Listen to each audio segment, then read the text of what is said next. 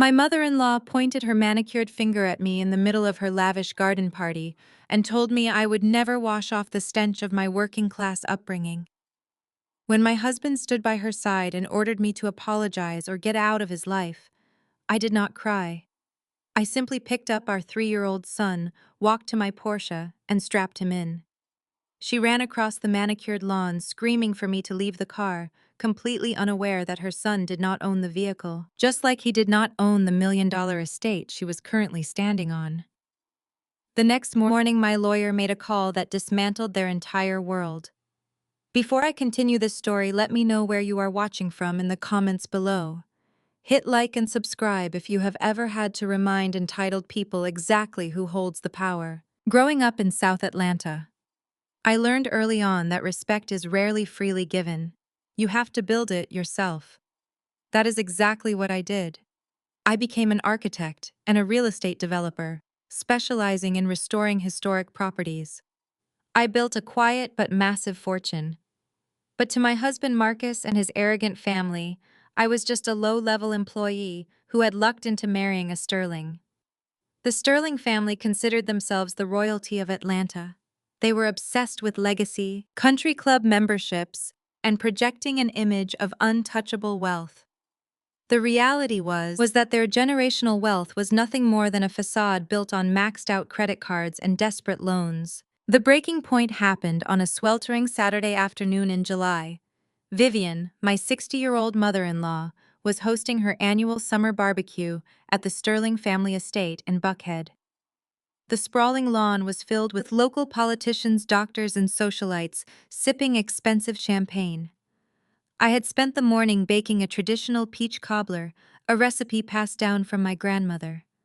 When I placed it on the catered dessert table, Vivian looked at it as if someone had just dropped a bag of garbage on her pristine tablecloth. She picked up the dish and raised her voice so that the surrounding guests would stop their conversations and listen. No matter how much Chanel you wear, Jada, that South Atlanta food stamp stench just does not wash off. Vivian laughed, a brittle, high-pitched sound that echoed across the patio. You simply cannot buy class, can you? Bradley, the husband of my sister-in-law. Tasha walked over with a smug grin on his face. He was a white technology executive who loved using his marriage into a prominent black family as a shield for his absolute arrogance. He took a sip of his craft beer and shook his head mockingly. Come on, Vivian, Bradley said loudly. She grew up on government cheese. You cannot expect her to understand the nuances of a sophisticated palate. It is a cultural deficit. She probably thinks this cobbler is gourmet dining. I did not raise my voice. I did not let them see me sweat. I looked calmly at Bradley and then pointed toward the circular driveway where his custom vehicle was parked. My upbringing taught me how to spot a grifter from a mile away, Bradley, I said evenly. For example, my food stamps were paid for by the government. Your Tesla is paid for by Tasha draining her savings accounts because your tech startup has not turned a profit in 4 years. At least I never had to drain my spouse to pretend I was a success. Tasha gasped so loudly she spilled her champagne down the front of her silk dress. The surrounding guests fell completely silent. Marcus, my husband of 5 years, stormed over from the outdoor bar. He worked as a wealth manager, a job he only kept because of his family connections. I expected him to defend me, or at least try to de-escalate the situation. Instead, he glared at me with absolute fury. His entire ego was tied to his mother's approval and maintaining their flawless public image. You are embarrassing me in front of our guests, Marcus hissed, stepping into my personal space.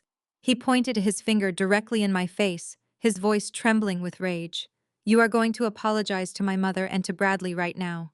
If you do not apologize this instant, you can pack your things and get out of my life. I looked at the man I had married. I saw a coward hiding behind his mother's wealth that did not actually exist anymore. I realized in that moment that I had spent 5 years shrinking myself to make this weak man feel tall. I was done shrinking. Fine, I said. My voice was completely steady. I will go. I turned my back on him and walked over to the patio, where our 3-year-old son Leo was quietly playing with his blocks. I scooped him up into my arms, grabbed my purse, and started walking down the long gravel driveway. The heavy heat of the Atlanta afternoon pressed down on me, but I felt incredibly light. Vivian suddenly realized I was heading straight for the Porsche Panamera, parked near the front gates. She broke away from her guests and sprinted down the driveway, completely abandoning her refined composure. "Leave the car!" Vivian shrieked, her voice echoing through the affluent neighborhood. "That belongs to my son. You are not taking his property. You can walk back to the slums for all I care." I did not even bother pulling out a physical key. I raised my wrist and let the facial recognition on my smartwatch communicate with the vehicle system. The sleek doors clicked open instantly. I carefully strapped Leo into his secure car seat and closed his door. Marcus had rushed down the driveway behind his mother, demanding that I hand over the keys and stop acting crazy. I slid into the driver's seat, started the engine, and rolled down my window to look at my mother-in-law. "You might want to check the registration on this vehicle, Vivian," I said smoothly. "In fact, while you are at it, you should really check the deed to the lawn you are currently standing on. None of it has your son's name on it." Before they could process what I had just said, I pressed the accelerator and drove away. I watched in the rearview mirror as Vivian stood frozen in the middle of the driveway with Marcus screaming my name. The drive away from Buckhead and toward the sleek, towering skyline of downtown Atlanta was the most peaceful journey of my life. Leo fell fast asleep in the back seat, completely unaware of the massive shift that was happening in our world. I did not shed a single tear. I had spent years quietly building my multi-million-dollar real estate development firm, JW Holdings, while Marcus played pretend at his office. I was not just an employee. I was the founder and chief executive officer of an empire. When we arrived at my destination, I pulled into the private underground parking garage of a luxury high-rise building. This was a penthouse property I owned under a corporate shell company. Marcus had absolutely no idea it existed. We took the private elevator up to the top floor. The panoramic views of the city skyline stretched out before us, bathed in the golden light of the setting sun. The silence of the sanctuary was a stark contrast to the toxic noise of the Sterling estate. I carried Leo into a beautifully furnished bedroom and tucked him into the soft linens. I stood over his bed for a long time, brushing his hair back from his forehead. I promised him right then and there that he would never have to grow up twisting himself into knots to please toxic, entitled people. I walked out into the massive living room and finally pulled my phone from my purse.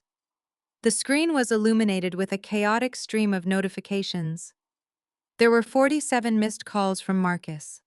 There were dozens of furious text messages demanding to know where I took his car and threatening to call the police to report it stolen.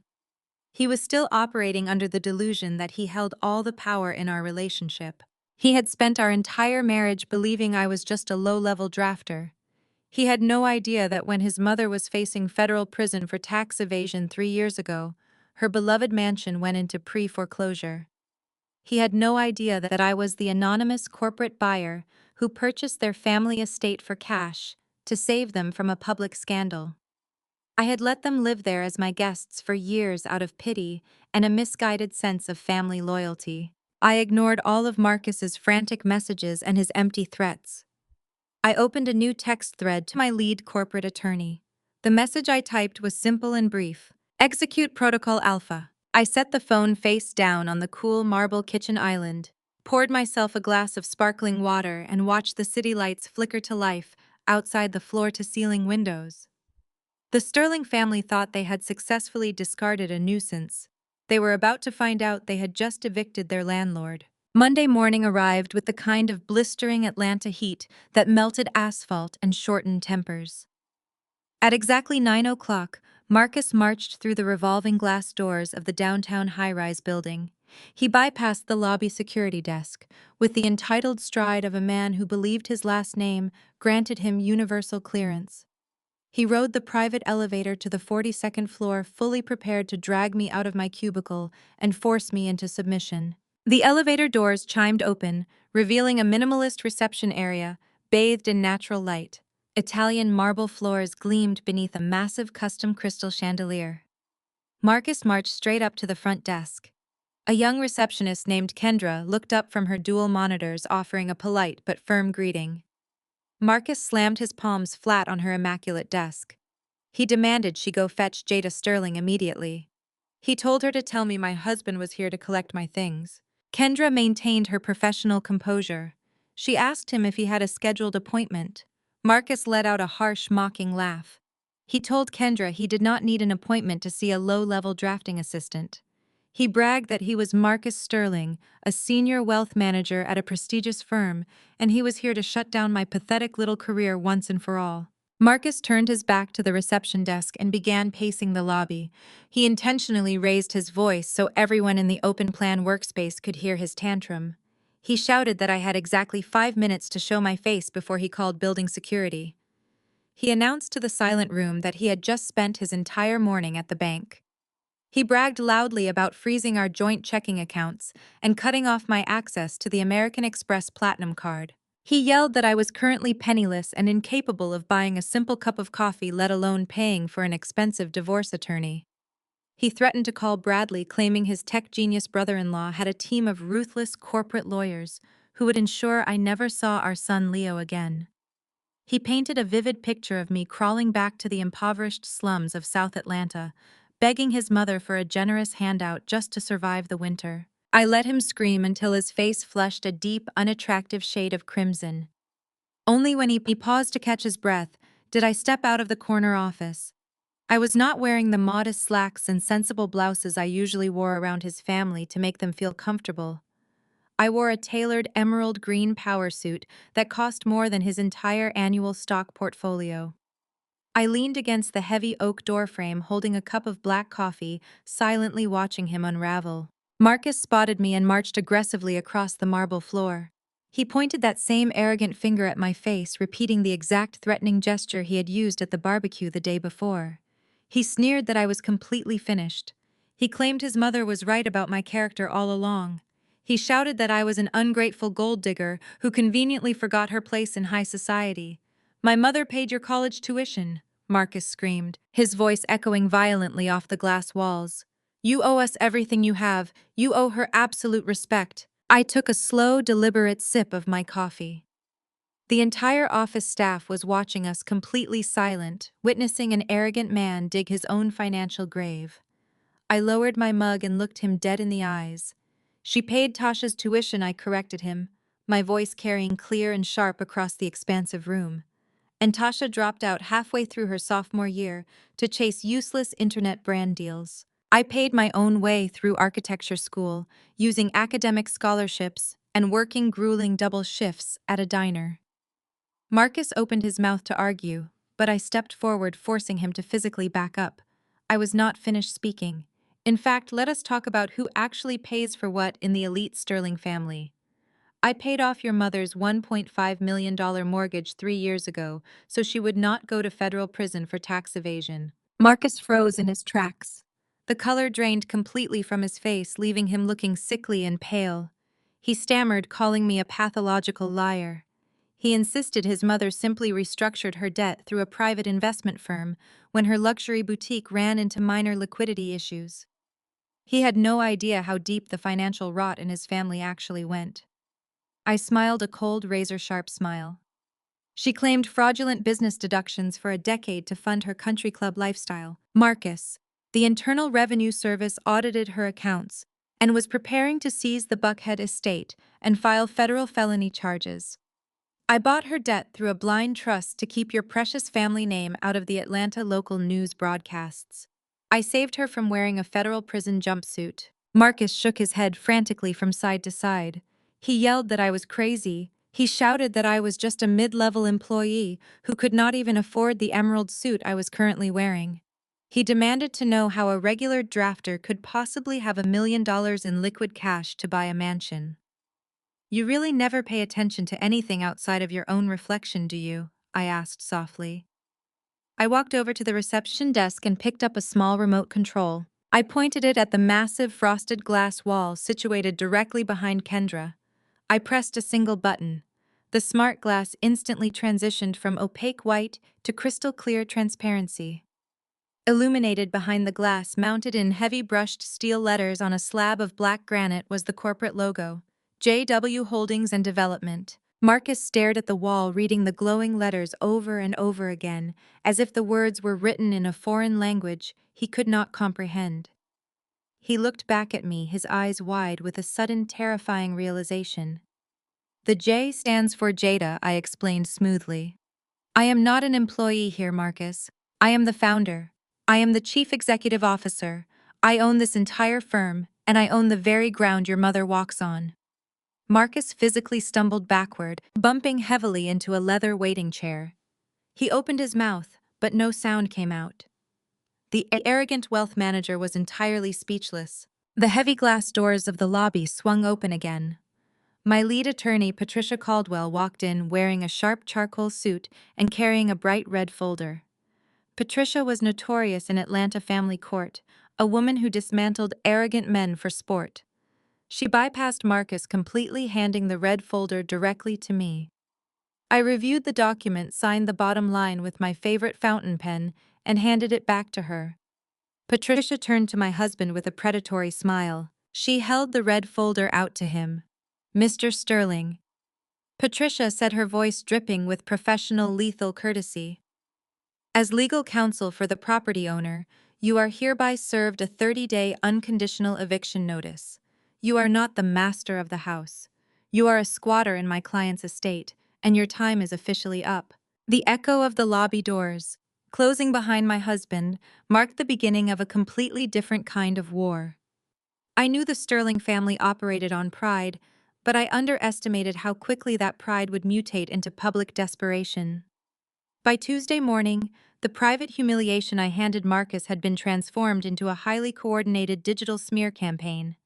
Vivian and Tasha did not quietly consult their attorneys. They went straight to Instagram Live and the exclusive Facebook groups that governed Atlanta high society.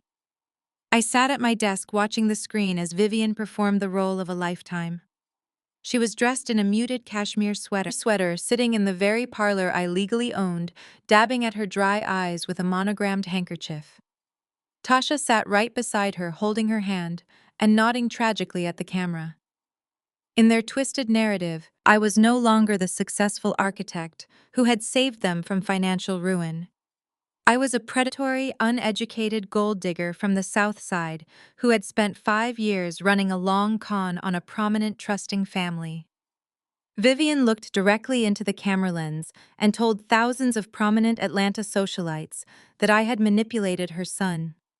She claimed I waited until Marcus was heavily intoxicated after a family tragedy, isolated him from his legal advisors, and tricked him into signing away their generational wealth. She warned the community that I was a dangerous, manipulative street hustler, using corporate loopholes to destroy a pillar of the black elite. Tasha chimed in, weeping as she accused me of threatening to throw a sick elderly woman out onto the street just to satisfy my ghetto vendetta against their class and sophistication. The sheer audacity of the lie was breathtaking. They were banking on the fact that high society always protects its own, assuming their established name would hold more weight than my quiet, verified success. And for a fleeting moment, their strategy actually seemed to work. Before noon, the sleek modern phones at the reception desk of JW Holdings began ringing incessantly. The fallout was immediate and aggressive. My executive assistant Kendra transferred call after call from our most prestigious clients. These were the prominent doctors, local politicians, and legacy families of Atlanta who funded our massive urban restoration projects. They had seen the videos circulating through their exclusive country club group chats and network chains. One prominent judge, a man whose historical estate my firm was currently renovating, called to explicitly threaten pulling his contract. He told me he could not risk associating his family name with a woman under investigation for elder abuse and corporate fraud. He said the Sterling family was an institution in Georgia, and he would not fund a predator. Others were less polite. I received emails calling me a disgrace, demanding I return the stolen properties to Vivian immediately, or face a total boycott from the entire local development board. The court of public opinion was swiftly and violently turning against me. They wanted to see me broken, stripped of my assets, and cast back down to the working-class neighborhoods they so deeply despised. They wanted to prove that my money could never buy their respect. My personal cell phone buzzed on the glass desk. It was a text message from Marcus. He felt emboldened by the army of socialites his mother had rallied to his defense. I opened the message and read his ultimatum. Drop the eviction notice right now, Marcus wrote. Transfer the deeds back into my mother's name by the end of the day. If you do not comply, my mother will ensure your business is completely ruined by Friday. You will not have a single client left in this state. You thought you could outsmart us, Jada, but you are out of your league. Surrender the properties, or we will bury you. I read the text twice. I did not type back a frantic defense. I did not shed a single tear over the elite clients rushing to cancel contracts. Let them leave. Let them reveal exactly who they were. I knew that money built on a foundation of lies eventually crumbles, and I had the ironclad receipts to prove the Sterling family was nothing but a hollow shell. I locked my phone and tossed it aside. Social media gossip and high society rumors were weapons for people who lacked real ammunition. I operated in the world of undeniable facts, forensic accounting, and concrete digital evidence. As I reached for my coffee, a sharp, rhythmic pinging sound echoed from the secondary monitor on the far left side of my desk. This screen was strictly dedicated to the internal cybersecurity of JW Holdings. A flashing red alert banner stretched across the dark dashboard. I leaned forward, my eyes scanning the rapid lines of code scrolling down the screen. Someone was actively attempting to breach my company servers. They were bypassing the outer firewall and aggressively targeting a highly restricted encrypted folder. That specific folder contained the proprietary architectural blueprints, city permits, and financial ledgers for my latest $50 million historical restoration project in downtown Atlanta. It was the crown jewel of the exact project that was set to solidify my company as a national powerhouse. The attacker was not trying to steal the data. The command lines indicated a brute force attempt to permanently corrupt and delete the entire $50 million project file. They wanted to wipe me out digitally, ensuring I would face massive breach of contract lawsuits from the city, effectively bankrupting me before I could even drag Marcus to divorce court. I pulled up the IP address routing the attack. They were using a sophisticated virtual private network to mask their location, but they were sloppy. The digital footprint traced directly back to a residential server protocol I recognized instantly. It was the exact custom network configuration located at the smart home owned by Tasha and her arrogant tech executive husband. Bradley was trying to hack me. The smug white knight of the Sterling family believed he was intellectually superior enough to digitally assassinate a black woman's corporate empire from his living room couch. He thought he was striking the final fatal blow to my career. I did not panic. I did not shut down the server to protect my files. A cold, predatory smile spread across my face as I watched his command prompt strike my secondary firewall. Bradley was walking blindly into a digital slaughterhouse. 10 miles away in a gated Sandy Springs subdivision, Bradley Cole sat slouched in an ergonomic Herman Miller chair. He cracked his knuckles and took a long sip of his imported cold brew coffee. The harsh blue light from 3 massive curved monitors reflected off his pale face. He sat in his custom-built home office surrounded by expensive technology gadgets paid for entirely by his wife Tasha and her family credit cards. He typed furiously on his mechanical keyboard. I was absolutely convinced he was a digital god. In his arrogant mind, he was not committing a federal cybercrime. He was simply teaching a much-needed lesson to an uppity woman who had forgotten her place. He stared at the code scrolling across his center screen. He genuinely believed Jada was running a basic, cheap server structure cobbled together by amateurs. He assumed a black woman who grew up in the working-class neighborhoods of South Atlanta would never understand enterprise-grade cybersecurity. He figured she hired some local strip mall tech support to set up the network for her little real estate hobby. He typed another string of commands, bypassing what he thought was her main security protocol. He let out a loud, mocking snort. He muttered to himself about how unbelievably easy this was going to be. He planned to completely wipe out her financial existence before lunchtime. He wanted to teach her that she could not just buy her way into elite circles and disrespect her betters. The heavy oak door of the home office swung open. Tasha swept into the room wearing a silk designer robe. She carried a silver tray with a fresh espresso and a plate of artisan pastries. She set the tray down on his desk and wrapped her arms around his shoulders from behind.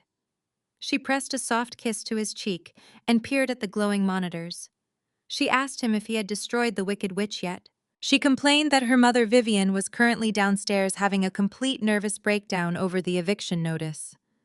Tasha whined that Marcus was pacing the living room like a useless coward, completely incapable of handling his own wife. Bradley leaned back in his leather chair and smirked.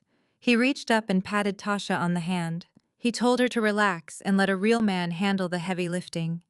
He boasted that Marcus was too weak and too obsessed with country club politics to understand how the modern corporate world actually works. Marcus was busy throwing a temper tantrum while Bradley was orchestrating a lethal digital strike. Bradley pointed at the screen and confidently declared that he had just located Jada's central project directory. He explained his master plan to his adoring wife in agonizing detail. He was not just going to lock Jada out of her accounts or change her administrative passwords. He was going to permanently shred the architectural blueprints, the city permits, the vendor contracts, and the financial ledgers for her new $50 million historical restoration project. I was going to salt the earth so nothing could ever grow back. Tasha gasped in delight. She clapped her hands together like a child watching a magic trick. She asked if deleting those files would really stop the eviction. Bradley laughed a cruel, condescending laugh. He explained that without those digital files, Jada would be in immediate breach of contract with the city of Atlanta. The municipal government would sue her development firm into oblivion. Her high-profile investors would panic and pull their funding by the end of the week. Bradley promised Tasha that by the time he pressed the final key, Jada would be entirely bankrupt. She would not even be able to afford a public defender in traffic court, let alone a high-powered divorce attorney to fight Marcus for the estate. Tasha leaned down and kissed him deeply. She called him her genius white knight. She praised him for stepping up to save the prestigious Sterling family legacy when her own brother was too paralyzed by fear to act. She whispered that Vivian was going to worship him for this. She promised they would take his new Tesla for a celebratory drive to the luxury boutiques in Buckhead the moment the job was done. Bradley soaked up the praise. His ego swelled to massive proportions. I truly believed he was the brilliant savior, rescuing these helpless, clueless socialites from a sophisticated corporate predator. He turned his attention back to the glowing monitors.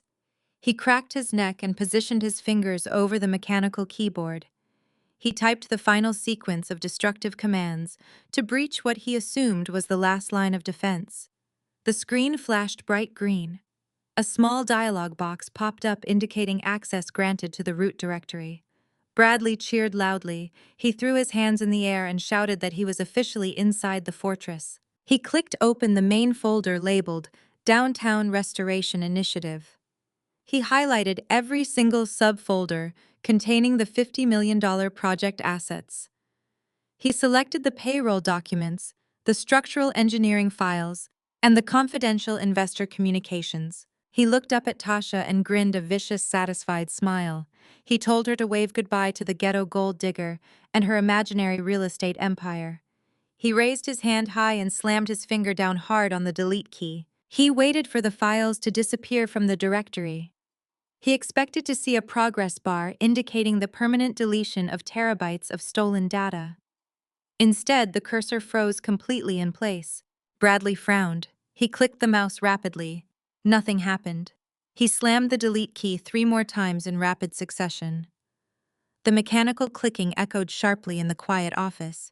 Tasha asked him what was wrong. Her voice lost its triumphant tone and dipped into sudden anxiety. Bradley told her it was just a minor system lag. He insisted Jada's cheap servers were probably crashing because they could not handle the payload execution. He reached for the keyboard to force a manual override. Before his fingers could even touch the keys, all 3 of his massive curved monitors flickered violently. The harsh blue light vanished. The screens went pitch black. Bradley jumped back in his chair. He stared at the dead monitors in total confusion. He reached down to check the power supply under his desk. Suddenly, a single line of bright white text appeared in the exact center of his primary black screen. The font was sharp and unmistakable. Bradley stopped breathing. The blood drained from his face as he read the words glowing in the darkness. The text did not say access denied. It did not say error. The single line of white text read reverse tunneling initiated, downloading local drives. Back in my downtown office, I watched that exact same line of text illuminate my secondary monitor in vibrant green. I took a slow sip of my coffee and leaned back in my leather chair. Standing directly over my shoulder was Kingston, my lead cybersecurity director. Kingston was not a local IT guy. He was a former National Security Agency operative whom I had personally recruited from Fort Meade to protect my corporate infrastructure. He possessed a level of digital warfare expertise that a mediocre tech executive like Bradley could not even begin to fathom. Kingston chuckled a deep, resonant sound that filled the quiet office. He leaned over and tapped a single key on my console to expand the data feed. Bradley thought he was a genius, Kingston said, his voice dripping with professional amusement. He actually believed he was breaching our primary mainframe. He had no idea he was walking straight into a digital honeypot. I smiled, watching these progress bars multiply across the screen. A honeypot is a decoy server. It is a fabricated digital environment designed to look exactly like a vulnerable target. When Bradley executed his malicious code, he thought he was shredding my $50 million architectural blueprints. In reality, he was attacking a completely isolated phantom server containing nothing but fake, useless files. But the trap was far more sophisticated than a simple decoy. The moment Bradley pressed delete, his malware payload acted as a two-way mirror. By injecting his code into our phantom server, he inadvertently authorized a reverse secure shell connection. He essentially handed Kingston the master keys to his entire digital life. We now possessed full root access to Bradley's home network, his personal laptop, and his highly secure business devices. The downloading process was incredibly fast. Kingston had routed the incoming data through our enterprise-grade fiber optic lines. Terabytes of Bradley's personal information poured into our secure servers in a matter of seconds. We were extracting his email archives, his internet browsing history, his private text messages, and every single document stored on his hard drives. "I want the attack logs isolated first," I instructed Kingston, keeping my tone strictly business. "I want the exact timestamp, the IP address routing, and the specific lines of malicious code he used to try and wipe my systems. I want it packaged perfectly, so when I hand this over to the federal authorities, there is absolutely zero ambiguity. Violating the Computer Fraud and Abuse Act carries a heavy federal prison sentence. I intend to see him serve every single day of it." Kingston nodded, and his fingers flew across the keyboard with blinding speed. He segregated the cyber attack evidence into a secure encrypted file. He noted that Bradley was unbelievably sloppy. For a man who boasted about his technological superiority, at every family gathering his personal security protocols were embarrassingly weak. He did not even use a hardware firewall on his home network. His arrogance had made him completely blind to his own vulnerabilities. With the cyber attack evidence secured, Kingston began running a sorting algorithm on the rest of the massive data dump. We needed to organize the files to ensure we did not miss any other illegal activities Bradley might be conducting from his Sandy Springs home. The screen populated with a long list of digital directories. I leaned closer to the monitor, scanning the file names as they appeared. The first few directories were exactly what I expected from a fragile, ego-driven tech executive. There were folders dedicated to volatile cryptocurrency wallets, extensive collections of overpriced luxury car modifications, and receipts for offshore sports betting. It was a digital monument to a man desperately trying to project wealth he did not actually possess. But then a specific folder caught my attention. It was buried deep within a nested directory, hidden behind a basic encryption wall that Kingston bypassed in less than 4 seconds. The folder was labeled Sterling Assets. I frowned, my architectural instincts immediately kicking in. Why would Bradley, a man who consistently mocked my husband's financial acumen, possess a highly concealed folder dedicated to the Sterling family portfolio? Marcus managed the family wealth through his own corporate firm. Bradley had absolutely zero legal authorization to access, manage, or even view those specific financial accounts. "Open it," I commanded, pointing at the screen. Kingston double-clicked the folder. The directory expanded, revealing hundreds of meticulously organized spreadsheets, bank transfer records, and offshore routing numbers. My eyes darted across the glowing rows of financial data. The numbers were staggering. This was not a record of casual investments or family trust distributions. I scanned the columns, my mind processing the complex financial terminology with rapid precision. The documents detailed a massive systematic redirection of funds. Money was being quietly drained from the primary Sterling wealth management accounts, the very accounts my husband Marcus controlled. The funds were being washed through a series of shell companies before finally resting in untouchable accounts located in the Cayman Islands. My breath caught in my throat. I reached out and touched the screen, tracing the path of the stolen money. Bradley had not just attempted to hack my company. He had not just tried to destroy my $50 million project. I was quietly, methodically robbing the Sterling family blind. I instructed Kingston to open the most recent transfer log. The dates were fresh, some executed only days before Vivian decided to publicly humiliate me at her garden party. The irony was so thick it was suffocating. While Vivian was busy polishing her silver and looking down her nose at my South Atlanta roots, her beloved sophisticated white knight was actively dismantling her precious generational wealth. While Marcus was screaming in my face and demanding I apologize to his mother, his brother-in-law was digitally reaching into his pockets and stealing his future. "Look at the routing structure on these offshore accounts," Kingston murmured, leaning closer to the screen. "He is using a technique called layering. He transfers small, irregular amounts to avoid triggering the automated fraud detection software at your husband's firm. He has been doing this consistently for over 2 years. It is a slow bleed." He knew exactly how much he could take without Marcus ever noticing the deficit. I felt a cold, calculated calm wash over me. Marcus had always dismissed my intelligence. He had always believed that because I worked with bricks and steel, I could not possibly understand high-level finance. He trusted Bradley unconditionally simply because Bradley fit the aesthetic of a wealthy corporate insider. Marcus's internalized insecurity and his desperate need to impress men like Bradley had left him completely defenseless against this level of betrayal. "Print every single page of these ledgers," I told Kingston, my voice dropping to a dangerous whisper. "Cross-reference the offshore account numbers with the cryptocurrency wallets we found earlier. I want a complete, undeniable map of where every single stolen dollar went." I looked away from the monitor and stared out the floor-to-ceiling windows of my office. The city of Atlanta sprawled out before me, shimmering in the midday sun. The Sterling family had tried to destroy my business, my reputation, and my peace of mind. They thought they were untouchable. They had no idea that the very foundation of their elite empire was already rotting from the inside out. I had not just found the evidence to put Bradley in federal prison. I had found the weapon that would force Marcus to make the most agonizing choice of his entire life. The war had just escalated, and I held the nuclear launch codes. I dismissed Kingston around midnight. He had given me the raw data, but I needed to analyze the financial architecture myself. I locked my office doors and ordered a fresh pot of black coffee. The glowing Atlanta skyline shifted from midnight black to the hazy purple of early dawn while I sat bathed in the light of my monitors. I combed through thousands of lines of stolen financial records. Bradley was not just skimming from the top. I was operating a sophisticated embezzlement ring right under my husband's nose. Marcus managed several high-yield portfolios for prominent athletes and entertainers in the city.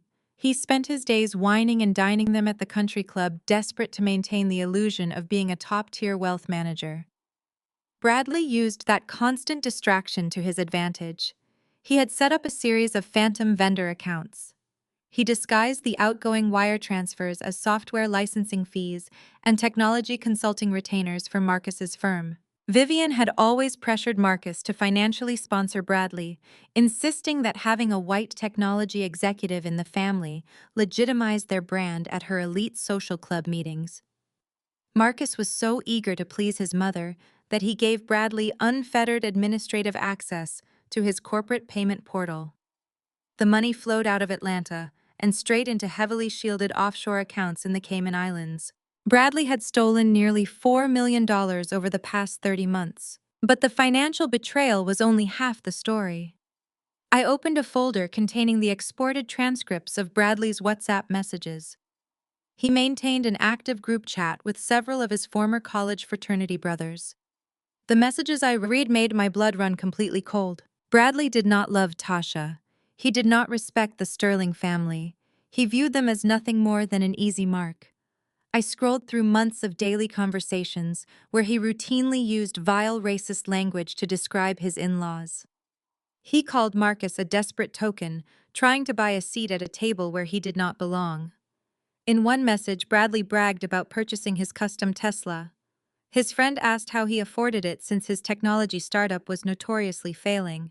Bradley replied that he just made his wife cry about her spending habits until she felt guilty enough to buy it for him.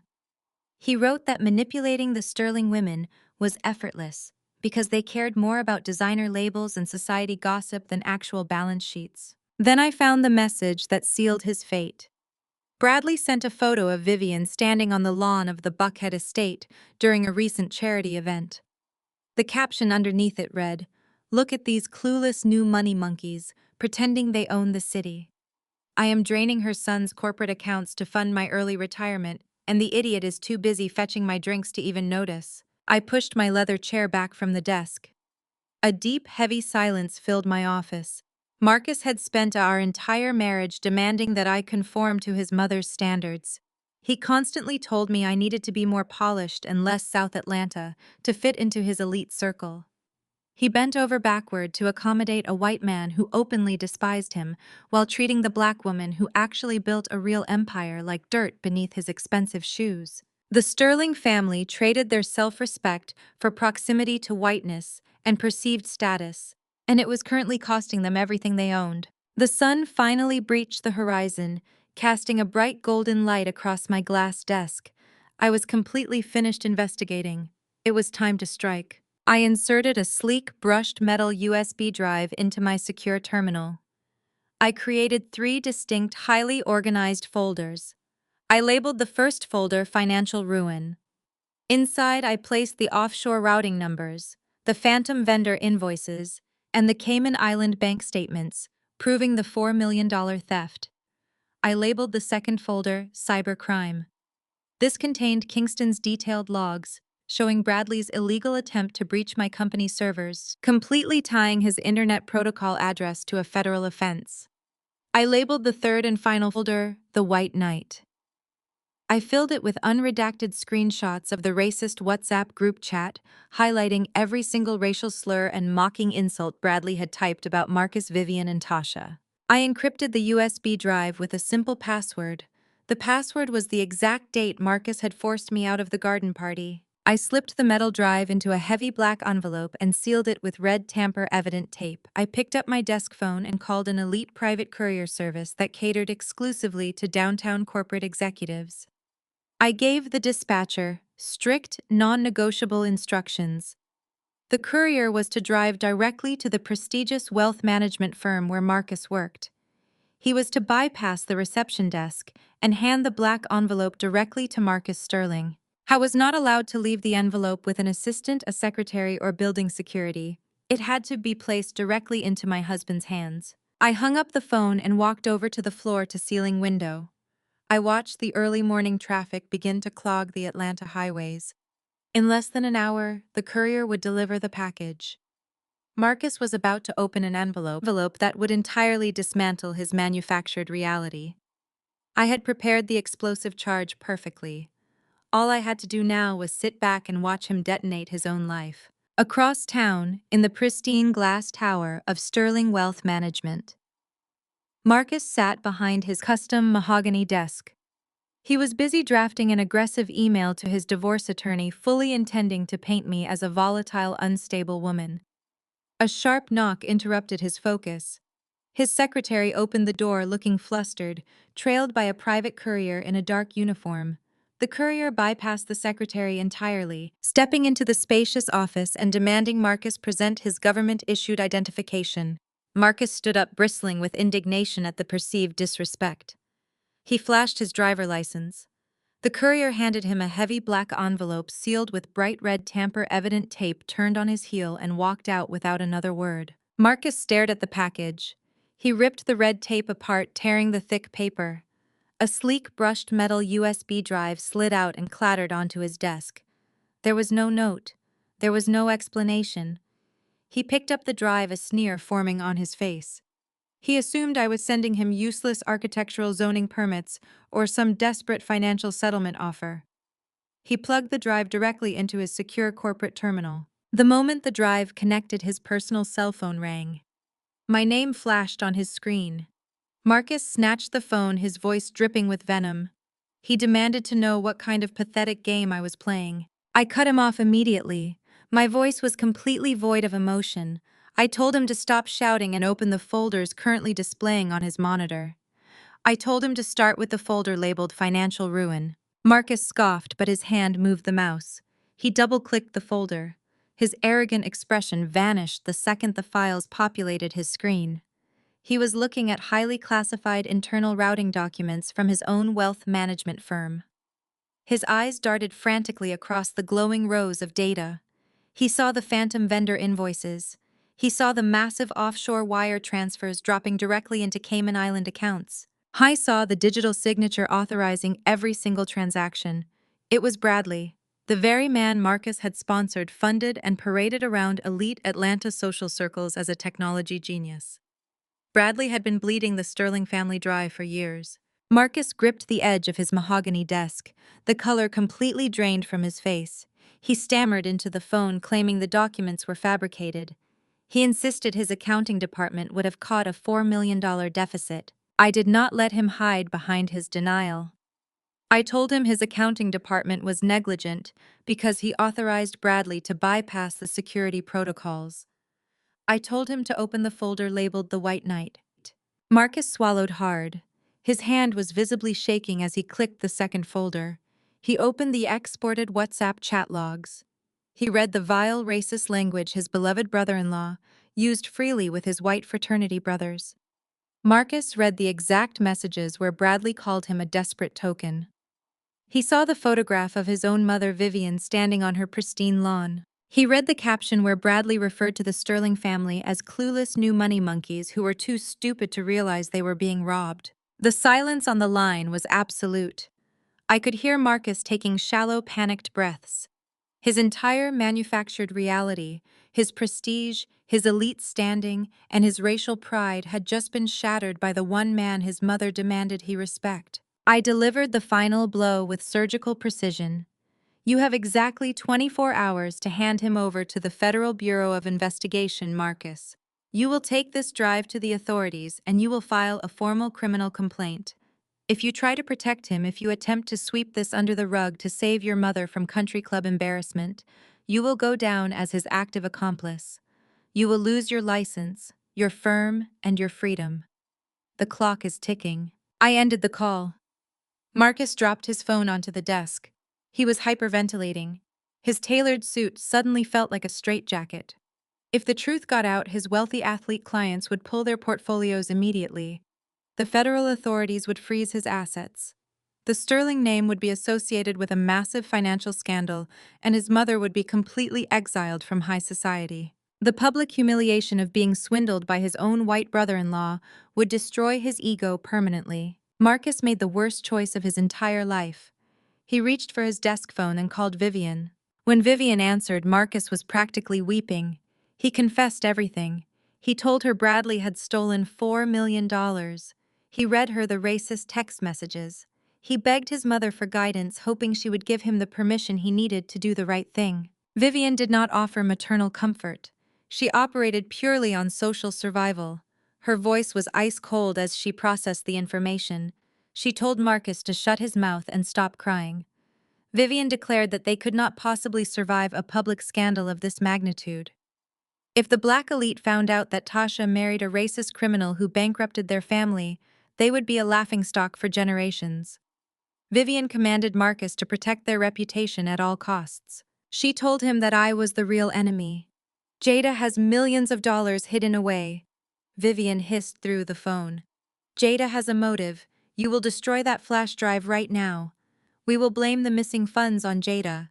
We will tell the board of directors that your disgruntled psychotic wife hacked your firm to frame poor Bradley out of jealousy. Marcus stared at the brushed metal USB drive.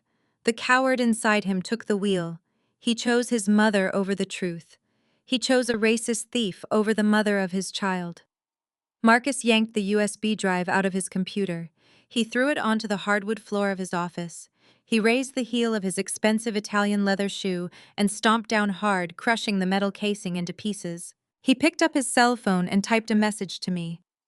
His fingers flew across the screen, fueled by a desperate, pathetic delusion. He hit send. Back in my downtown office, my phone chimed. I looked at the incoming text message from my husband. "Nice try with the fake documents," Marcus wrote. "I am filing for full emergency custody of Leo tomorrow morning. You are completely mentally unhinged and I will see you destroyed in court." I locked my phone and set it down on my desk. I leaned back in my chair and smiled a cold, triumphant smile. Marcus actually believed he had destroyed the only copy of the evidence. He actually believed his mother possessed the power to rewrite reality. He had taken the bait perfectly. The trap was officially set, and the Sterling family was marching blindly toward a devastating slaughter. 3 weeks passed since Marcus sent that delusional text message. The temperature inside the downtown Atlanta mediation room was freezing perfectly, matching the absolute hostility radiating across the massive mahogany table. This was a mandatory mediation session for divorce and custody, a legal requirement before any case could proceed to a public trial. I sat on one side of the table with my lead attorney, Patricia Caldwell. Marcus walked through the heavy glass doors flanking his high-priced divorce attorney. But he did not come alone. He brought an entire entourage designed to intimidate and humiliate me. Vivian walked into the room clutching a silver-handled walking cane she absolutely did not need. She played the role of a frail, abused elder to perfection, leaning heavily on her son as she took her seat. Behind them strolled Bradley. The sheer audacity of Marcus bringing the very white man who was actively draining his offshore accounts to act as his financial advisor was a masterpiece of pure cowardice. Marcus had reviewed the evidence since I sent him. He knew Bradley was a racist thief. Yet Marcus chose the illusion of elite solidarity over his own survival. He would rather team up with his parasite brother-in-law to destroy me than admit to his mother that their family was a fraud. The mediator, a mild-mannered, older gentleman, read the opening statements. Marcus's attorney immediately launched into a vicious, calculated character assassination.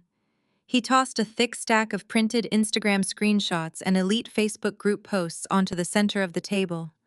He announced that my public smear campaign had severely damaged Marcus's mental health and professional reputation. The lawyer pointed an accusing finger at me. I demanded full physical and legal custody of our 3-year-old son, Leo. He claimed I was a volatile, unhinged woman suffering from a severe psychotic break. He stated I was running a massive corporate fraud scheme through JW Holdings and that my impending bankruptcy made my home a highly dangerous environment for a young child. The lawyer did not stop there. He demanded $60,000 a month in emergency spousal support. He argued that Marcus had grown accustomed to a certain standard of luxury living. He read off a list of demands that included country club membership dues, luxury vehicle leases, and personal styling allowances.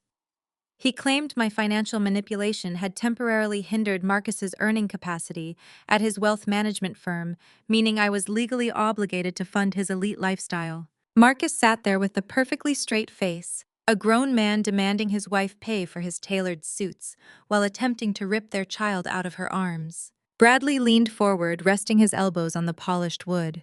He adjusted his expensive designer glasses and offered a condescending, deeply patronizing financial analysis. He claimed he had audited my public project filings. He used highly technical corporate jargon to sound authoritative, attempting to dazzle the mediator. Bradley stated my historical restoration projects were nothing but a fragile house of cards managed by someone who severely lacked the proper educational pedigree and financial literacy.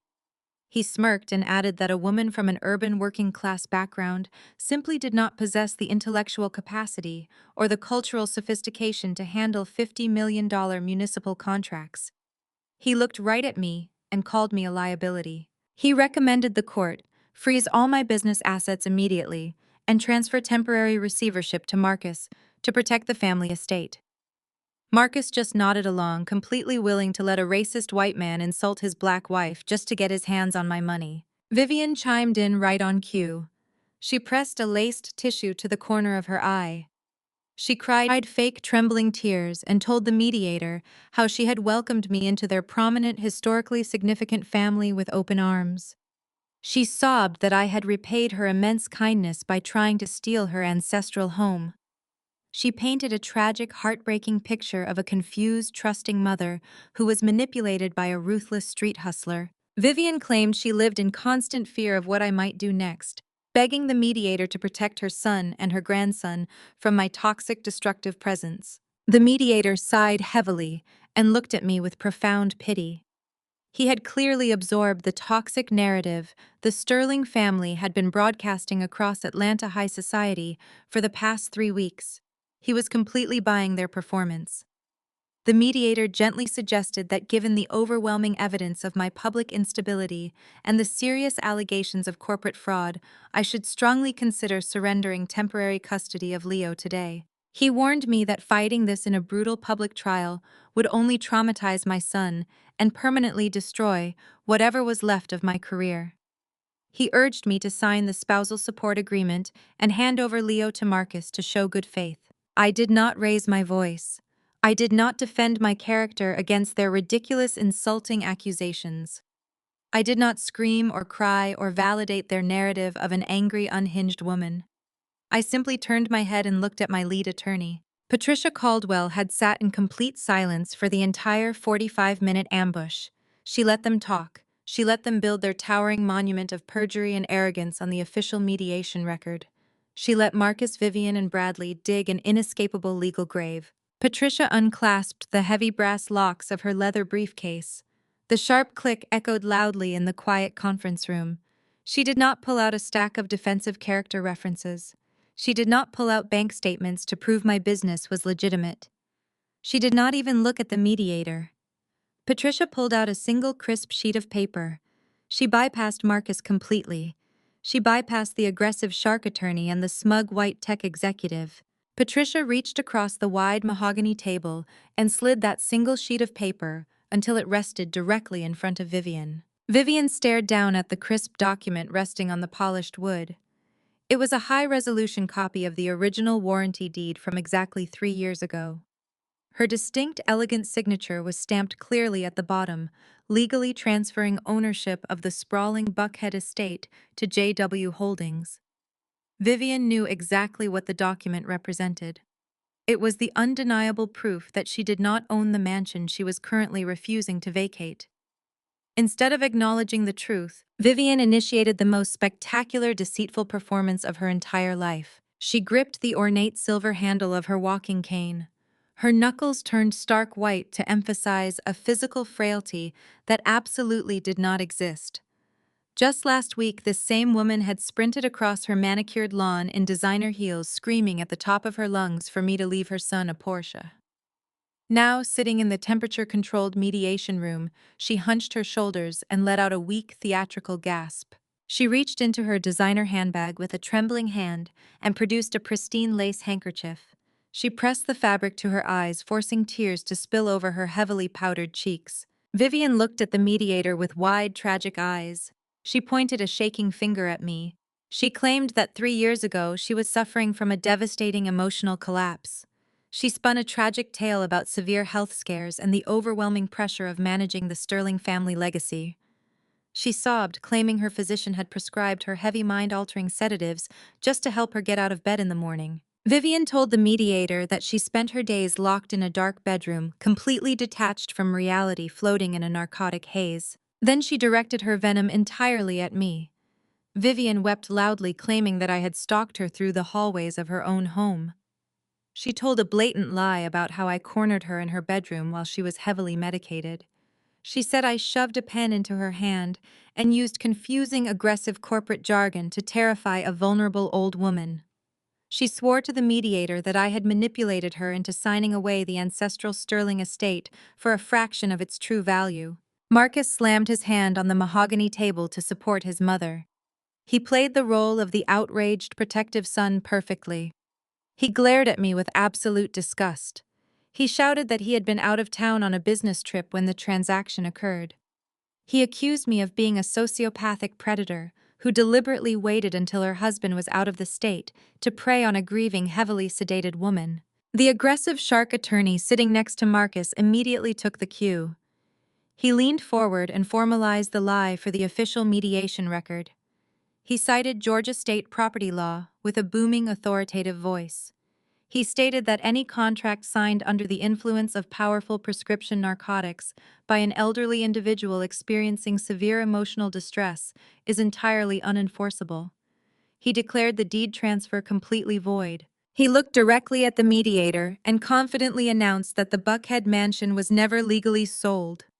He demanded the immediate return of the deed, claiming the estate remained the sole undisputed property of Vivian Sterling, and by extension her son Marcus. Bradley could not resist inserting his arrogant voice into the spectacle. The smug tech executive adjusted his expensive glasses and offered a patronizing financial assessment. He told the mediator that as a financial professional, he had audited the property transfer. Bradley called the entire transaction a textbook example of predatory asset stripping. He smirked and claimed I had used my gritty, working-class survival instincts to run a corporate scam on a sophisticated but temporarily incapacitated aristocrat. He stated that my actions were a criminal abuse of trust and demanded I be held legally accountable. I sat perfectly still. I did not interrupt their carefully choreographed lie. I simply watched them build a massive, inescapable legal trap. I remembered the absolute reality of what happened 3 years ago. Vivian was not grieving. She was not incapacitated by sedatives. Vivian had been pacing the hardwood floors of her parlor drinking straight vodka, completely terrified, because the federal agents were preparing to indict her for tax evasion. She had dropped to her knees and begged me to buy the house in cash to cover her massive tax deficit, so her elite social club friends would not see her led away in handcuffs. Patricia Caldwell, my brilliant lead attorney, let their entire performance play out without a single objection. She played the role of a lawyer who was suddenly losing ground. This strategic silence only emboldened Vivian and her entourage. Patricia politely asked the mediator to ensure the audio recording device on the center of the table was capturing the statements clearly. The mediator nodded, looking at me with deep disappointment, clearly buying into the tragic story Vivian had just delivered.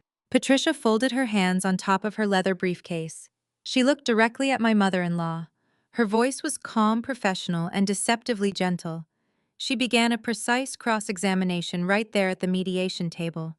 Patricia asked Vivian if she was absolutely certain she was under the influence of heavy narcotics during the month the deed was signed. Vivian nodded emphatically, dabbing her eyes. Patricia asked if Vivian was completely incapable of understanding complex financial documents during that specific calendar year.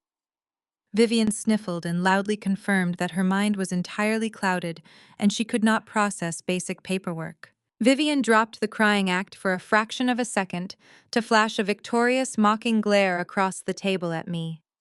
She truly believed she had won the entire war. She thought she had finally outsmarted the brilliant girl from South Atlanta. Patricia leaned in closer. Her voice dropped to a sharp clinical register that cut through the tension in the room. Are you stating on the record Are you stating on the record and under oath that you were not of sound mind when you signed legal documents 3 years ago, Vivian? Vivian smirked and said confidently, yes. She tricked a confused, very vulnerable old woman. The silence that followed her declaration was absolute. The mediator furiously typed notes into his laptop, clearly believing he had just witnessed the slam-dunk conclusion to a tragic case of elder abuse. Marcus puffed out his chest, adjusting his expensive silk tie with the smug satisfaction of a man who thought he had just won the lottery. Bradley leaned back in his leather chair, crossing his arms and flashing a triumphant grin, fully convinced that his white knight routine had successfully dismantled my entire corporate empire. The shark attorney sitting next to Marcus began shuffling his papers, preparing to draft the emergency order that would strip me of my wealth and my son. They were all celebrating a victory built entirely on a foundation of spectacular perjury. Patricia Caldwell did not flinch. My brilliant lead attorney simply turned her head, looked me dead in the eyes, and gave me a single, almost imperceptible nod. It was my turn to speak. I reached down to the floor and picked up my own leather briefcase. I set it squarely on the center of the mahogany table. I unzipped the top compartment and reached inside. I did not pull out a defensive character reference. I did not pull out a psychological evaluation. I pulled out a thick, heavy stack of financial documents bound by a heavy blue legal seal. The federal insignia of the United States government was stamped clearly across the front page. I slid the heavy stack of paper directly across the table. It came to a stop right on top of the fake medical narrative Vivian had just spun. Vivian looked down at the federal seal. Her smug smile faltered for a fraction of a second. She glanced nervously at her attorney. The shark attorney leaned forward, his brow furrowing, as he tried to read the upside-down text. I kept my voice completely level, stripping away every ounce of emotion until nothing remained but cold, undeniable facts.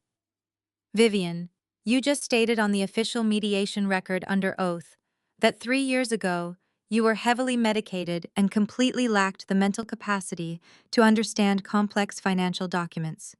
You swore that your mind was so severely clouded by narcotics that you could not comprehend a basic real estate transfer. Vivian lifted her chin defiantly. That is exactly what I said, Jada. You took advantage of me. I tapped the blue seal on the federal documents. That is a fascinating timeline, Vivian, because these documents are your certified federal tax returns from that exact same year. In fact, they were filed during the exact same month we transferred the deed to the Buckhead estate. Marcus leaned forward, a sudden flicker of uncertainty crossing his face. What does her tax return have to do with anything? It has everything to do with federal law, Marcus, I replied sharply, cutting him off before he could try to save her. I turned my attention entirely back to my mother-in-law. 3 years ago, Vivian, you personally signed and filed these complex corporate tax documents. You claimed a massive federal tax refund of $200,000. In order to receive that massive payout from the government, you had to sign a sworn federal affidavit. I opened the folder and flipped to the signature page. I spun it around so the entire room could see her elegant, looping handwriting perfectly preserved in black ink. Right here, I stated, pointing directly at the signature block. You signed a federal declaration stating under penalty of perjury that you were of completely sound mind, possessing full mental competency to attest to the accuracy of your corporate financial ledgers. You took $200,000 of taxpayer money based on the sworn legal premise that your brain was functioning perfectly. The shark attorney representing Marcus suddenly stopped shuffling his papers. The blood rushed out of his face. As a legal professional, he recognized the catastrophic trap his client had just walked into. He reached out and tried to pull the tax documents away, but Patricia Caldwell slammed her hand down on the table, blocking him completely. I leaned forward, resting my elbows on the mahogany surface. I looked Vivian straight in her widening, panicked eyes.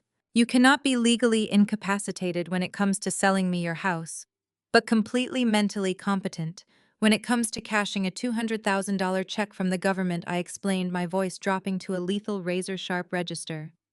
If you were legally incapacitated as you just swore on the official record today, then you lied to the federal government 3 years ago. That means you committed felony tax fraud against the United States Treasury. Vivian physically recoiled as if she had been struck. She looked at Marcus, her eyes wide with sudden terror. Marcus was frozen, his mouth hanging slightly open as the reality of the situation crashed down on his arrogant shoulders. Even Bradley had dropped his smug grin, his eyes darting frantically between the tax documents and the door. Felony tax fraud carries a mandatory minimum sentence of 5 years in federal prison. I continued, making sure every single word echoed clearly in the silent room. Not a country club lockup, Vivian. Real federal prison. I sat back in my chair, folding my hands neatly in my lap. I had cornered her completely, stripping away every lie, every manipulation, and every ounce of elite privilege she thought would protect her. So, Vivian, I said, delivering the ultimate ultimatum. You have to choose right now on the record which sworn statement is a lie. Are you of sound mind, meaning I legally own your house and you are officially evicted by the end of the week? Or were you heavily medicated and incapacitated, meaning I hand these certified tax documents over to the Internal Revenue Service Criminal Division this afternoon? The silence in the room was deafening. The mediator stared at Vivian in absolute shock, his pen hovering motionlessly over his notepad. The shark attorney covered his face with his hands, realizing his legal career was now tethered to a woman who had just confessed to either property fraud or federal tax evasion. Choose, I demanded, my voice cracking like a whip. Raiding my company and insulting my background was easy when you were hiding behind a keyboard. Now you have to face the consequences in the real world. Are you packing your bags for a new apartment, or are you packing them for a federal penitentiary? Vivian tried to speak. Her mouth moved, but no sound emerged. The theatrical fake frailty she had displayed earlier vanished, replaced instantly by genuine visceral terror. Her chest began to heave violently. She clutched the silver handle of her walking cane so hard her fingernails turned purple. She opened her mouth and gasped for air, making a horrible, wet, choking sound. Her eyes bulged in panic. She was hyperventilating. This was not an Oscar-worthy performance for the mediator. This was a real severe panic attack brought on by the sudden destruction of her entire life. She slumped forward in her chair, wheezing and clawing at her throat. Marcus snapped out of his stunned paralysis. Seeing his mother collapsing under the weight of her own crimes ignited a blind, irrational fury inside him. He did not care about the tax fraud. He did not care about the perjury. He only cared that a black woman he viewed as beneath him had just completely humiliated his family in a legal setting. Marcus jumped up from his heavy leather chair with such explosive force that the chair toppled over backward and crashed into the wall. He slammed both of his fists down onto the mahogany conference table. The heavy wood shuddered under the impact. He leaned entirely across the table, his face twisted into an ugly mask of pure rage. The veins in his neck bulged against his expensive silk collar. He pointed his finger mere inches from my face, spit flying from his lips as he screamed that he would destroy me. He roared that I would never see our son again, and that he would personally burn my entire corporate empire to the ground. Marcus's unhinged screaming fills the sterile air of the mediation room. Spit flies from his mouth as he threatens to bury me under a mountain of frivolous litigation. He roars that he will call every judge in Atlanta to strip me of my parental rights. He slams his fists against the mahogany table, repeatedly causing the water pitchers to rattle and spill. I do not flinch. I do not take a single step backward. I simply keep my eyes locked on the shark attorney sitting beside him, watching the man frantically try to clean up the catastrophic legal disaster unfolding in real time. The highly paid divorce attorney jumps to his feet. He raises his hands in a placating gesture, his voice trembling as he addresses the shocked mediator. He formally requests an immediate recess. He demands to strike Vivian's previous testimony from the official mediation record, aggressively claiming that his elderly client misspoke under extreme emotional duress and immense confusion. Patricia Caldwell, my brilliant legal counsel, lets out a sharp, unforgiving laugh. You cannot retract blatant perjury once the trap snaps shut, counselor, she says, her voice cutting through Marcus's yelling. She reaches over and taps the glowing red light of the digital audio recorder sitting in the exact center of the table. The sworn statement is already digitized, encrypted, and time-stamped on the official court record. Your client just confessed to a federal felony, and you facilitated the confession. I highly suggest you contact your malpractice insurance provider before you even think about ordering lunch today. The shark attorney drops his hands. He looks at the furious Marcus, then at the hyperventilating Vivian. He makes the only logical choice for a man desperately trying to save his own law license from a federal ethics board. He aggressively shoves his legal pads into his expensive briefcase, zips it shut with a loud tearing sound, and announces that he is formally withdrawing as Marcus's legal representation due to irreconcilable and illegal conflicts of interest. Marcus turns his blind rage toward his own lawyer. He shouts that he is paying a $500 hourly retainer and orders the man to sit back down and do his job. The attorney completely ignores him.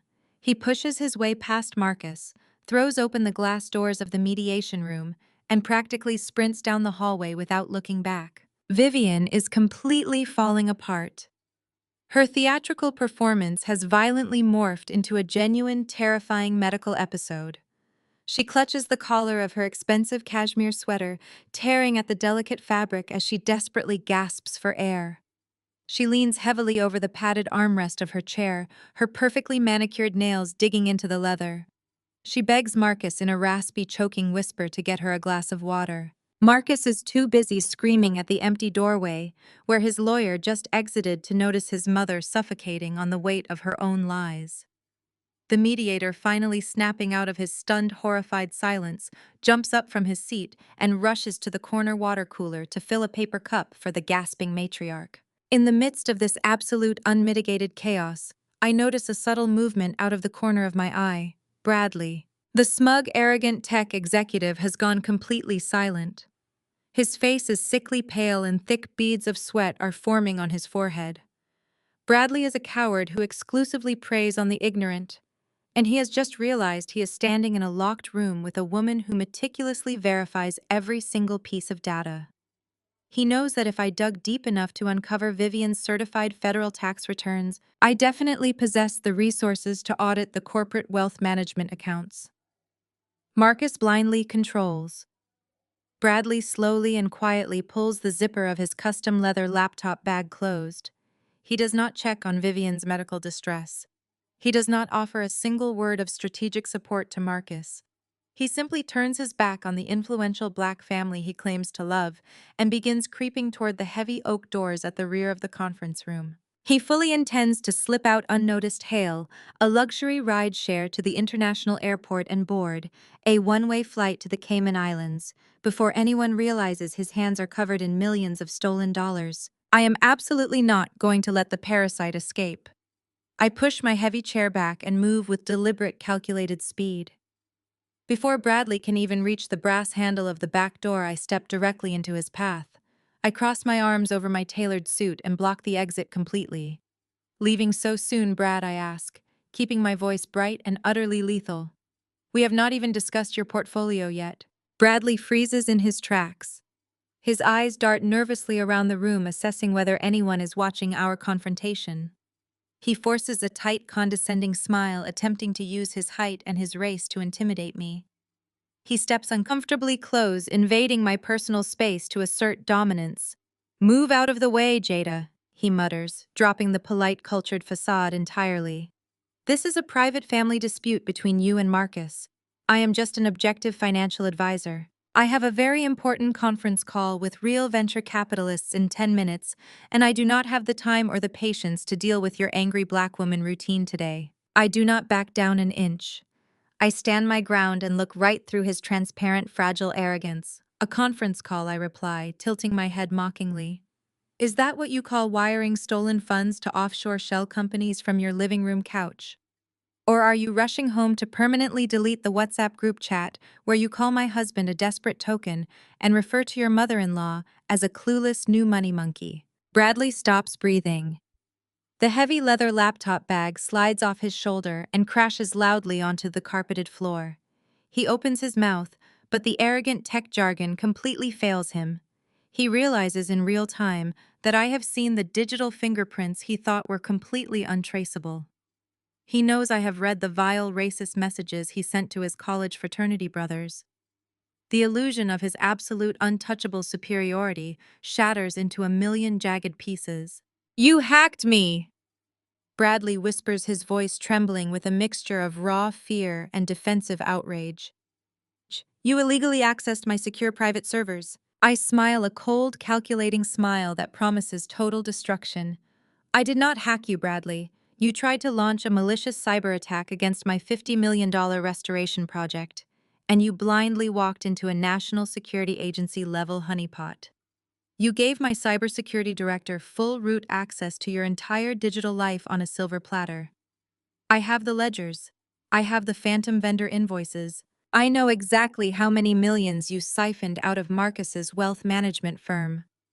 You are not a brilliant white knight saving this family.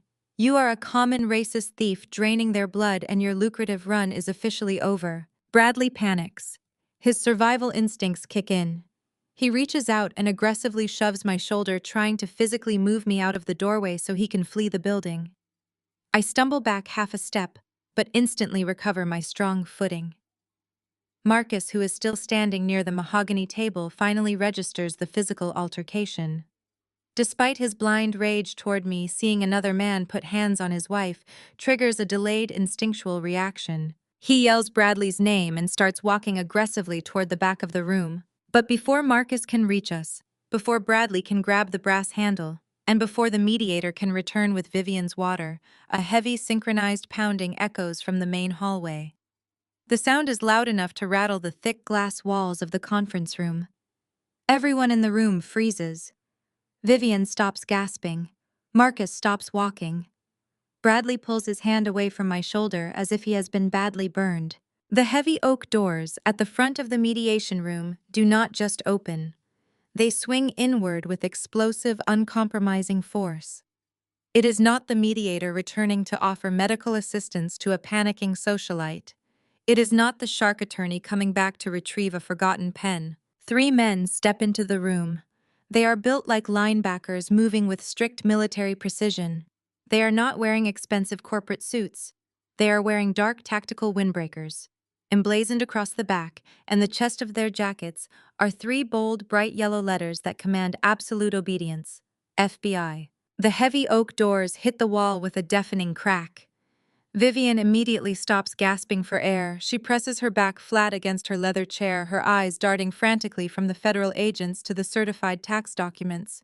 She believes her life is over.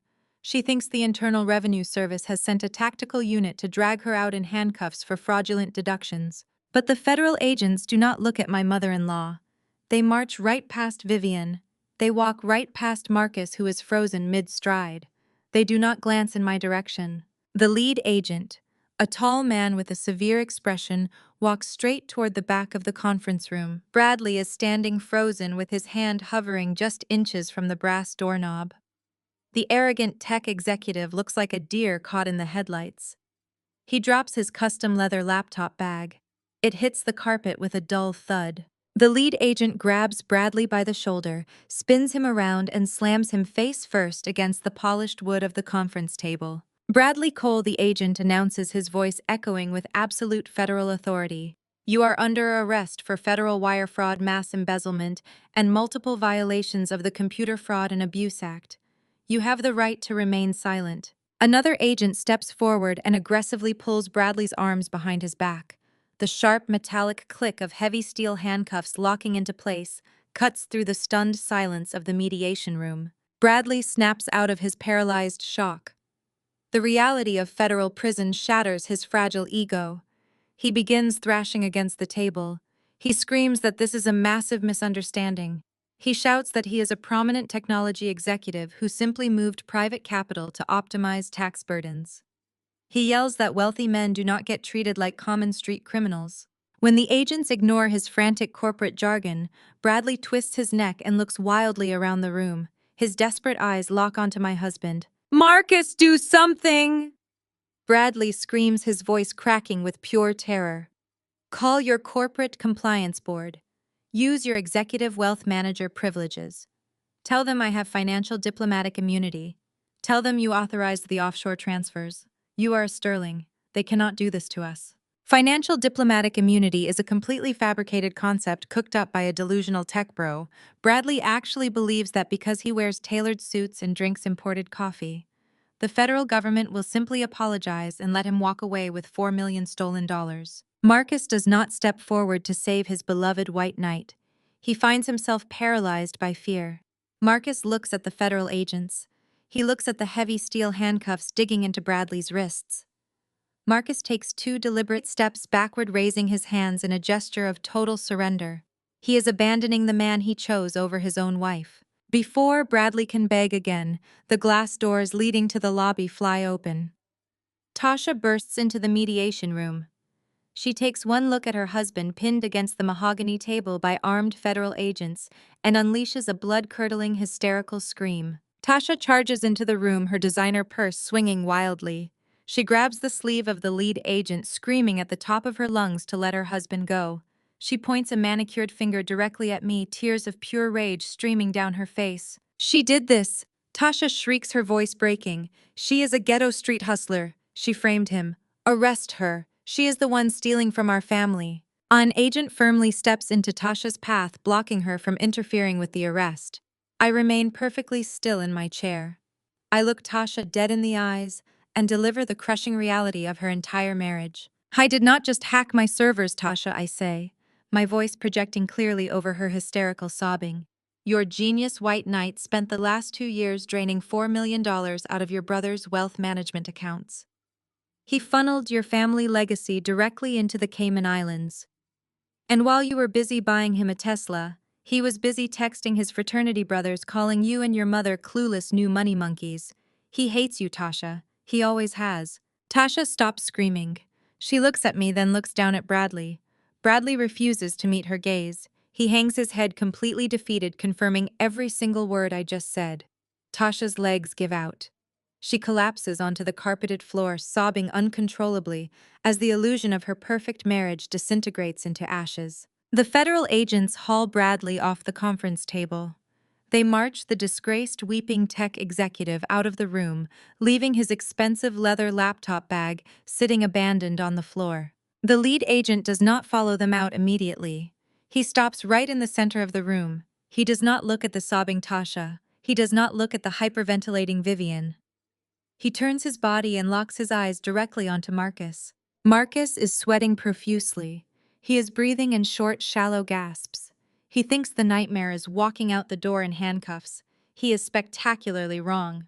Mr. Sterling, the lead FBI agent, says, his tone completely devoid of sympathy. Since the illegal offshore wires originated directly from the IP addresses registered to your personal wealth management firm, we have secured a federal warrant to seize your server room. My team is currently locking down your downtown office. We are freezing every single client portfolio under your management pending a full forensic audit. The agent steps closer to Marcus, delivering the final fatal blow to the Sterling empire. Do not leave the state, Mr. Sterling. We will be in touch shortly regarding your complicity in this massive financial fraud. The agent turns and walks out, the heavy oak doors swinging shut behind him. The click of the latch echoes like a gunshot in the silent room. Marcus stares blindly at the closed doors. His high society prestige, his lucrative career, his wealthy clients, and his freedom have just been annihilated in less than 3 minutes. The massive weight of his cowardly choices finally crushes him. He collapses backward into his leather chair, his face buried in his trembling hands, utterly ruined. The empire he desperately tried to protect no longer exists. He traded his flesh and blood for an illusion, and now he has to pay the ultimate price for his blind loyalty to a lie. The heavy silence in the mediation room is broken only by the frantic sound of papers being shoved into a briefcase. The mediator does not offer any comforting words or professional advice. He is practically sprinting around the mahogany table, shoving his laptop and legal pads into his leather bag. He looks at Marcus as if the wealth manager is carrying a highly contagious disease. He formally announces that the mediation is suspended indefinitely due to severe, ongoing federal criminal investigations. The mediator does not wait for a response. He rushes out the side door, desperate to distance his mediation firm from the radioactive fallout of the Sterling family collapse. Marcus remains paralyzed in his chair. He drags his hands slowly down his face, his eyes wide and bloodshot.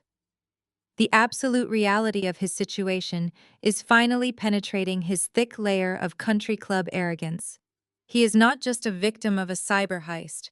By choosing to ignore the evidence I delivered to him, by intentionally crushing the encrypted flash drive under the heel of his expensive shoe, he actively participated in a federal cover-up. He realizes with sickening clarity that the Federal Bureau of Investigation is currently tearing his downtown office apart.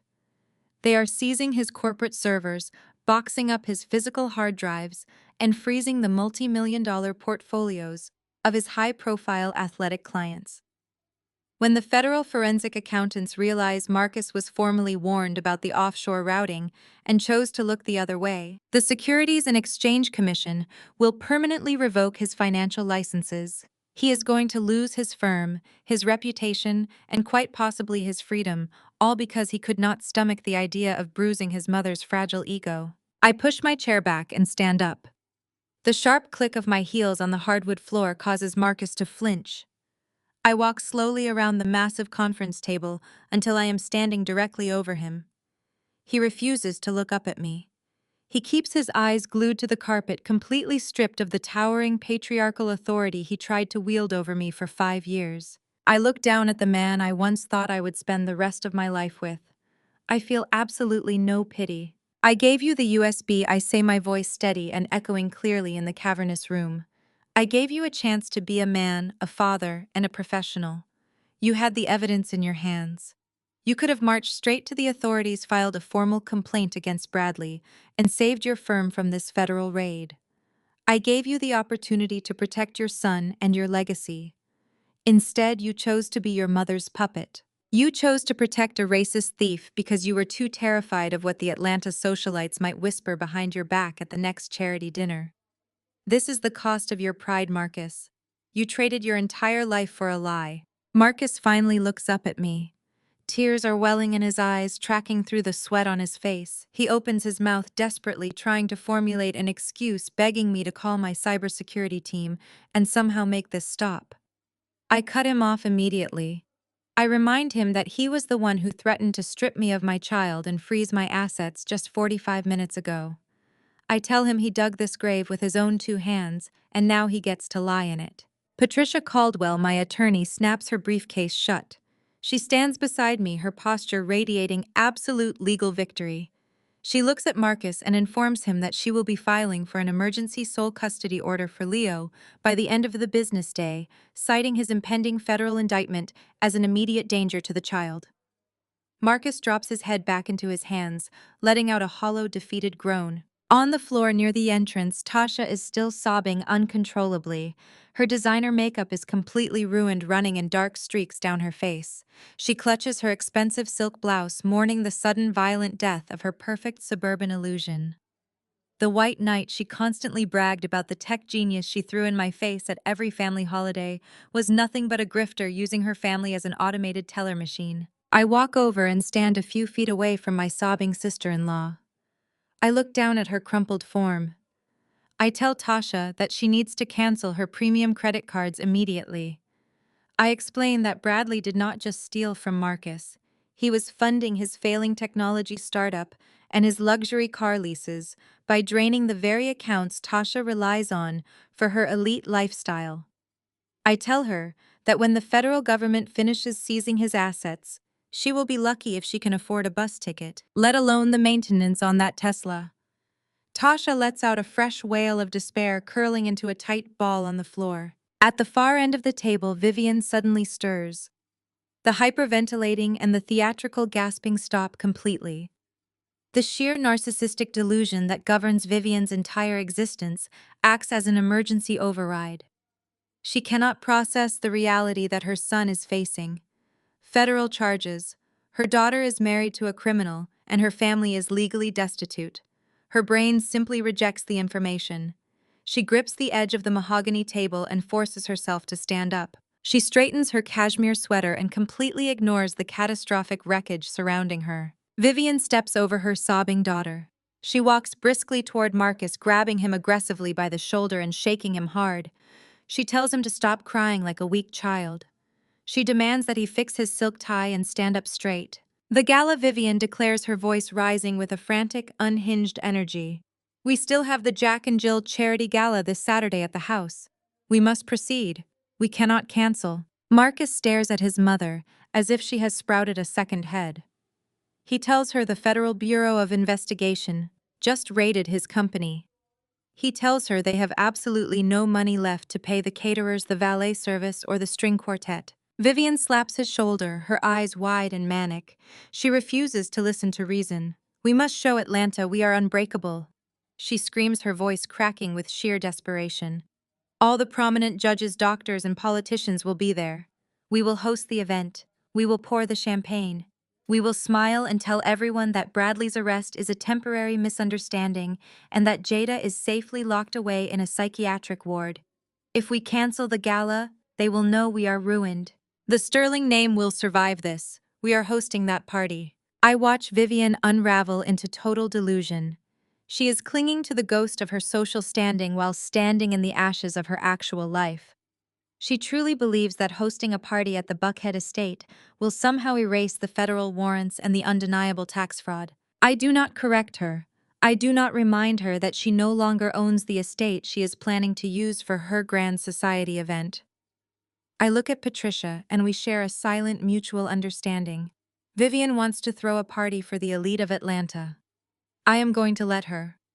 I am going to let her invite every single prominent figure in the city to my property. And then I am going to give them a show they will never, ever forget. Saturday evening arrived, wrapped in the suffocating humidity of an Atlanta summer. The Buckhead estate was entirely transformed into a blinding display of manufactured wealth. Vivian Sterling refused to let a federal raid or a looming eviction notice cancel her annual charity gala. She and Tasha had spent the last 48 hours frantically calling luxury vendors. They maxed out 3 different platinum credit cards to secure the massive white event tents, the imported floral arrangements, and the premium catering service. Tasha handed over her remaining plastic with trembling fingers, fully aware that the charges would aggressively bounce by Monday morning when the banks finally processed the federal freeze on Bradley's assets. But tonight they were playing a desperate game of high society pretend. Valets in crisp white shirts jogged down the sweeping circular driveway, taking the keys to luxury vehicles. The absolute elite of Black Atlanta had arrived exactly on time. Prominent state judges, chief surgeons, and local politicians strolled across the perfectly manicured lawn. They accepted flutes of expensive champagne from passing waiters. A professional string quartet sat on a raised wooden platform near the rose garden, playing elegant classical covers of modern rhythm and blues hits. Women in vibrant silk dresses and men in perfectly tailored dinner jackets mingled under the warm glow of hanging string lights, entirely unaware that the ground they were standing on no longer belonged to their gracious host. Vivian stood at the center of the patio, wearing a stunning floor-length silver gown. She gripped her champagne flute tightly, holding court among a circle of powerful socialites. She projected the absolute picture of unshakable aristocratic grace. When a prominent city councilwoman cautiously inquired about the ugly rumors circulating downtown regarding a federal raid, Vivian laughed a brittle musical laugh. She waved her hand dismissively, her diamond rings catching the light from the outdoor chandeliers. Vivian told the surrounding guests that the entire situation was a massive, unfortunate misunderstanding. She smoothly claimed that Bradley was simply assisting the federal authorities with an external audit of a rogue corporate vendor. She lied effortlessly, insisting her brilliant son-in-law would be home by Sunday evening. Then Vivian lowered her voice to a conspiratorial whisper. She leaned in close to the councilwoman and delivered the ultimate character assassination. She claimed the real tragedy of the week was my sudden violent mental collapse. Vivian shook her head, forcing a look of profound maternal sorrow onto her face. She told the elite crowd that the pressure of operating a small business had completely shattered my fragile working-class mind. She whispered that I had suffered a catastrophic psychotic break and that Marcus had been forced to admit me into a highly secure private psychiatric facility for my own safety. She painted herself as the brave, suffering matriarch, holding her prominent family together while dealing with an unhinged, unstable daughter-in-law. The socialites gasped and murmured their sympathetic condolences, completely swallowing the toxic narrative. A few yards away, Tasha was aggressively self-medicating to maintain her composure. She stood near the towering swan ice sculpture, downing her 4th glass of expensive champagne in less than an hour. She wore a forced frozen smile, pretending she was not married to a man currently sitting on a cold metal bench in a federal holding cell. Every time a wealthy neighbor asked about Bradley, Tasha blindly repeated the script her mother had written, claiming he was away on an urgent venture capital business trip in Silicon Valley. Her eyes darted nervously toward the front gates every few minutes. The fragile illusion of her perfect suburban life was cracking, and she was drinking heavily to numb the impending reality of absolute bankruptcy. Inside the mansion, Marcus was actively falling apart. He was hiding in his dark mahogany-paneled study. He had not showered or changed into his formal tuxedo. He wore the same wrinkled dress shirt from the mediation room. He sat behind his desk with a half-empty bottle of scotch, staring blankly at the wall. The Federal Bureau of Investigation had indeed seized his corporate servers. His phone had not stopped ringing with calls from furious clients and panicked board members. I knew the Securities and Exchange Commission would be calling him first thing Monday morning to strip his licenses. The heavy study door swung open. Vivian marched into the dark room, her silver gown rustling aggressively. She snapped at Marcus to put down the glass and put on his tuxedo jacket immediately. She commanded him to walk out onto that patio, smile at the mayor and project absolute dominance. Marcus looked at his mother with hollow, defeated eyes. He told her the party was a delusion. He told her they were completely ruined and that I was going to take their son and their freedom. Vivian stepped forward and slapped the scotch glass right out of his hand. It shattered against the hardwood floor. She hissed that Sterlings do not surrender. She ordered him to stand up and act like the master of the house before their guests suspected anything was wrong. Marcus numbly obeyed. He pulled his tuxedo jacket over his wrinkled shirt and followed his mother out into the humid night air. Vivian glided back to the center of the patio. She motioned for the catering staff to pour fresh champagne for the crowd. She picked up a silver spoon and tapped it lightly against her crystal flute. The sharp ringing sound commanded the attention of every politician, doctor, and judge on the lawn. The elite crowd turned toward the matriarch, raising their glasses in anticipation. Vivian smiled brilliantly. She began a loud, triumphant toast to the enduring strength and the unbreakable legacy of the Sterling family. She projected absolute power, fully believing she had successfully manipulated reality one more time. But Vivian never got to finish her toast. The string quartet abruptly screeches to a halting, discordant stop. The sudden silence on the patio is deafening. The guests turn their heads in confusion, looking past Vivian and toward the bottom of the sweeping driveway. A harsh, mechanical grinding sound echoes through the humid air. The massive iron security gates of the Sterling estate are swinging completely open.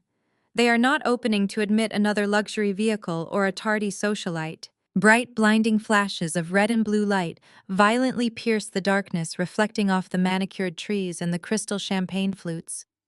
The wail of approaching sirens shatters the classical music.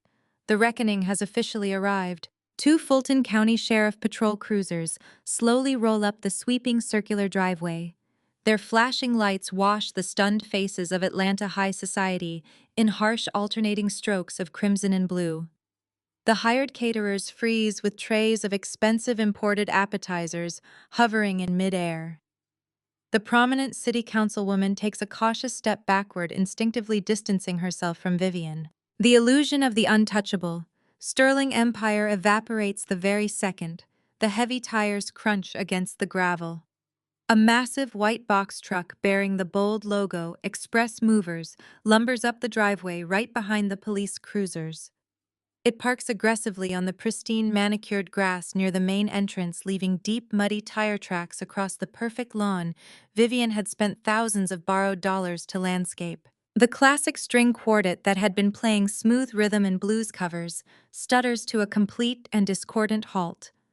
The sudden silence hanging in the humid summer air is thick and suffocating. The driver's side door of the lead patrol vehicle swings open. A tall, broad-shouldered sheriff steps out, his hand resting casually on his utility belt. But all eyes immediately snap to the passenger side as the door opens. I step out into the humid Atlanta night. I am not wearing a sequined ball gown. I am not wearing a silk cocktail dress meant to appease the conservative standards of the country club elite. I am wearing a razor-sharp tailored white power suit that cuts through the darkness like a blade. I pair it with genuine diamond studs and sleek white leather stilettos. I look exactly like a woman who owns the entire city block, because I actually do. 6 burly men wearing dark blue Express Movers uniforms jump down from the back of the box truck.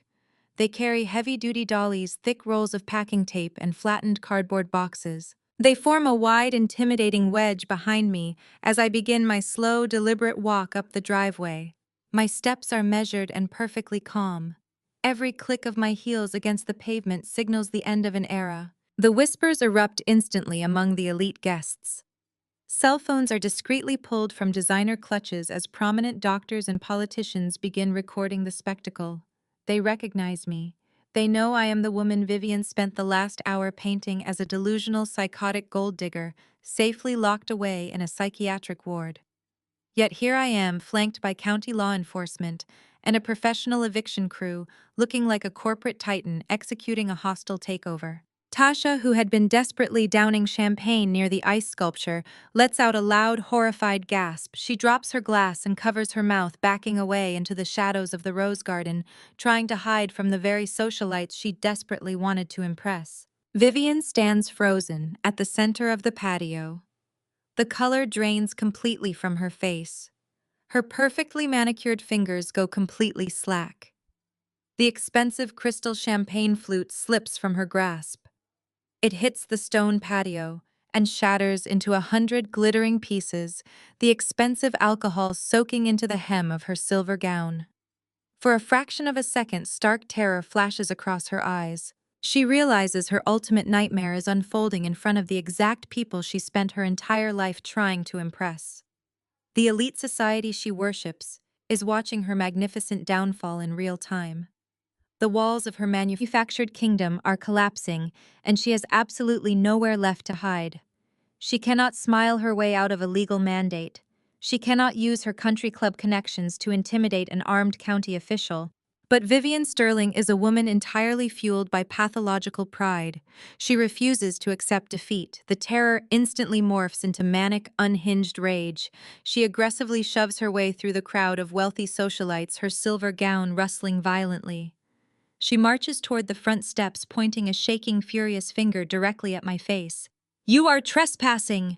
Vivian screams, her voice cracking with sheer desperation, completely abandoning her aristocratic persona. She frantically waves at the hired valet staff and the private event bouncers standing near the front door. "Security, remove this woman immediately. She is legally insane. She is having a psychotic break. Arrest her for trespassing on my property. I demand that you throw her out into the street where she belongs." The private security guards do not move a single muscle. They look at the flashing lights of the patrol cars and the stern face of the armed county official and wisely decide to stay exactly where they are. I do not raise my voice. I do not flinch. I stand perfectly still at the bottom of the stone steps, looking up at the woman who spent 5 years trying to destroy my self-worth. I watch her unravel, realizing that every cruel insult she hurled at my working-class background was just a desperate projection of her own massive insecurities. I let the silence stretch, forcing her to absorb the magnitude of her public failure. I do not even need to speak to assert my dominance. The Fulton County Sheriff steps directly in front of me, physically blocking Vivian from coming any closer. He reaches to his tactical belt and pulls out a heavy wooden clipboard. Attached to the clipboard is a thick stack of legal documents stamped with a massive, undeniable red seal. "Ma'am, step back," the sheriff commands, his voice echoing with absolute legal authority over the silent crowd. "We are executing a court-ordered, unconditional eviction. You have exhausted all appeals and ignored every legal warning. This property belongs to JW Holdings and your time here is officially over." The sheriff unclips a heavy black bullhorn from his utility belt. He raises the device to his mouth and presses the trigger. A burst of harsh electronic feedback pierces the humid Atlanta night, silencing the last remaining whispers on the patio. He does not care about the expensive gowns or the prominent politicians standing on the grass. He projects his voice over the crowd with absolute booming authority. He announces that the current occupants, Vivian and Marcus Sterling, have illegally overstayed a court-ordered eviction notice. He declares that the property belongs entirely to my real estate development firm. The sheriff looks directly at Vivian and issues a final non-negotiable ultimatum. He tells her she has exactly 15 minutes to gather her personal belongings before county deputies permanently padlock every single door on the estate and arrest anyone found inside for criminal trespassing. The reaction from the elite crowd is instantaneous and spectacularly brutal. The carefully constructed facade of the Sterling family empire shatters into a million jagged pieces right in front of their eyes. The prominent city councilwoman who just minutes ago was listening to Vivian brag about her immense wealth gasps in absolute horror. She immediately grabs her husband by the arm and drags him toward the valet stand, desperate to avoid any association with a scandal. The chief of surgery at the local hospital does not politely look away. He pulls his smartphone from his tailored dinner jacket and presses record. Within seconds, a dozen other wealthy socialites follow his lead. The very people Vivian spent her entire life trying to impress are now actively broadcasting her ultimate disgrace to the entire city. The social hierarchy Vivian used as a weapon against me has turned into a firing squad. Vivian refuses to accept her reality. She lunges forward, her silver gown dragging across the stone patio. She reaches out with her manicured hands, attempting to snatch the bullhorn right out of the grip of the armed county official. She screams at the top of her lungs that this is a massive administrative mistake. She orders the guests to stop recording her. She shrieks that I am a jealous, vindictive woman playing a cruel prank. The sheriff does not entertain her delusion. He firmly blocks her advance with his arm. He issues a sharp, stern warning, telling Vivian that if she interferes with a lawful eviction order for one more second, she will be placed in handcuffs and dragged off the property in the back of a patrol cruiser. Vivian freezes, the threat of physical arrest finally penetrating her manic state. She realizes she cannot charm or bully her way past the law. I do not say a single word to my mother-in-law. I simply turn my head and give a sharp, deliberate nod to the foreman of the moving crew. 6 massive men wearing heavy work boots and dark blue uniforms march straight up the grand stone steps. They do not ask for permission. They push violently past the frozen catering staff and the bewildered private bouncers. They breach the massive front doors of the mansion. The booming sound of their heavy boots stomping across the imported Italian marble floors echoes out into the warm night air. They are invading the sacred sanctuary of the Sterling family, and nobody can do a single thing to stop them. They are moving with tactical precision, executing the court order exactly as I designed it. Through the open front doors, the fleeing guests catch a clear view of the grand sweeping staircase in the main foyer. Tasha is sprawled across the expensive velvet runner. She is completely hysterical. She is wailing at the top of her lungs, tearing at the fabric of her designer silk dress. Her white knight husband is currently sitting in a federal holding cell, facing decades in prison, and now she is watching her childhood home being seized by the exact same woman she spent years mocking. Tasha screams for her mother to do something, but Vivian is paralyzed on the patio, hyperventilating as the cameras continue to flash. The invincible Sterling women are completely broken. The moving crew ignores the sobbing woman on the stairs completely. They march straight up to the master suite. Less than 5 minutes later, they emerge carrying armfuls of Vivian's most prized material possessions. The foreman hauls an entire rack of custom designer fur coats over his broad shoulder. 2 other movers carry an avalanche of authentic luxury luggage and heavy velvet jewelry boxes. They do not handle the items with care. They do not load them gently into the back of the waiting box truck.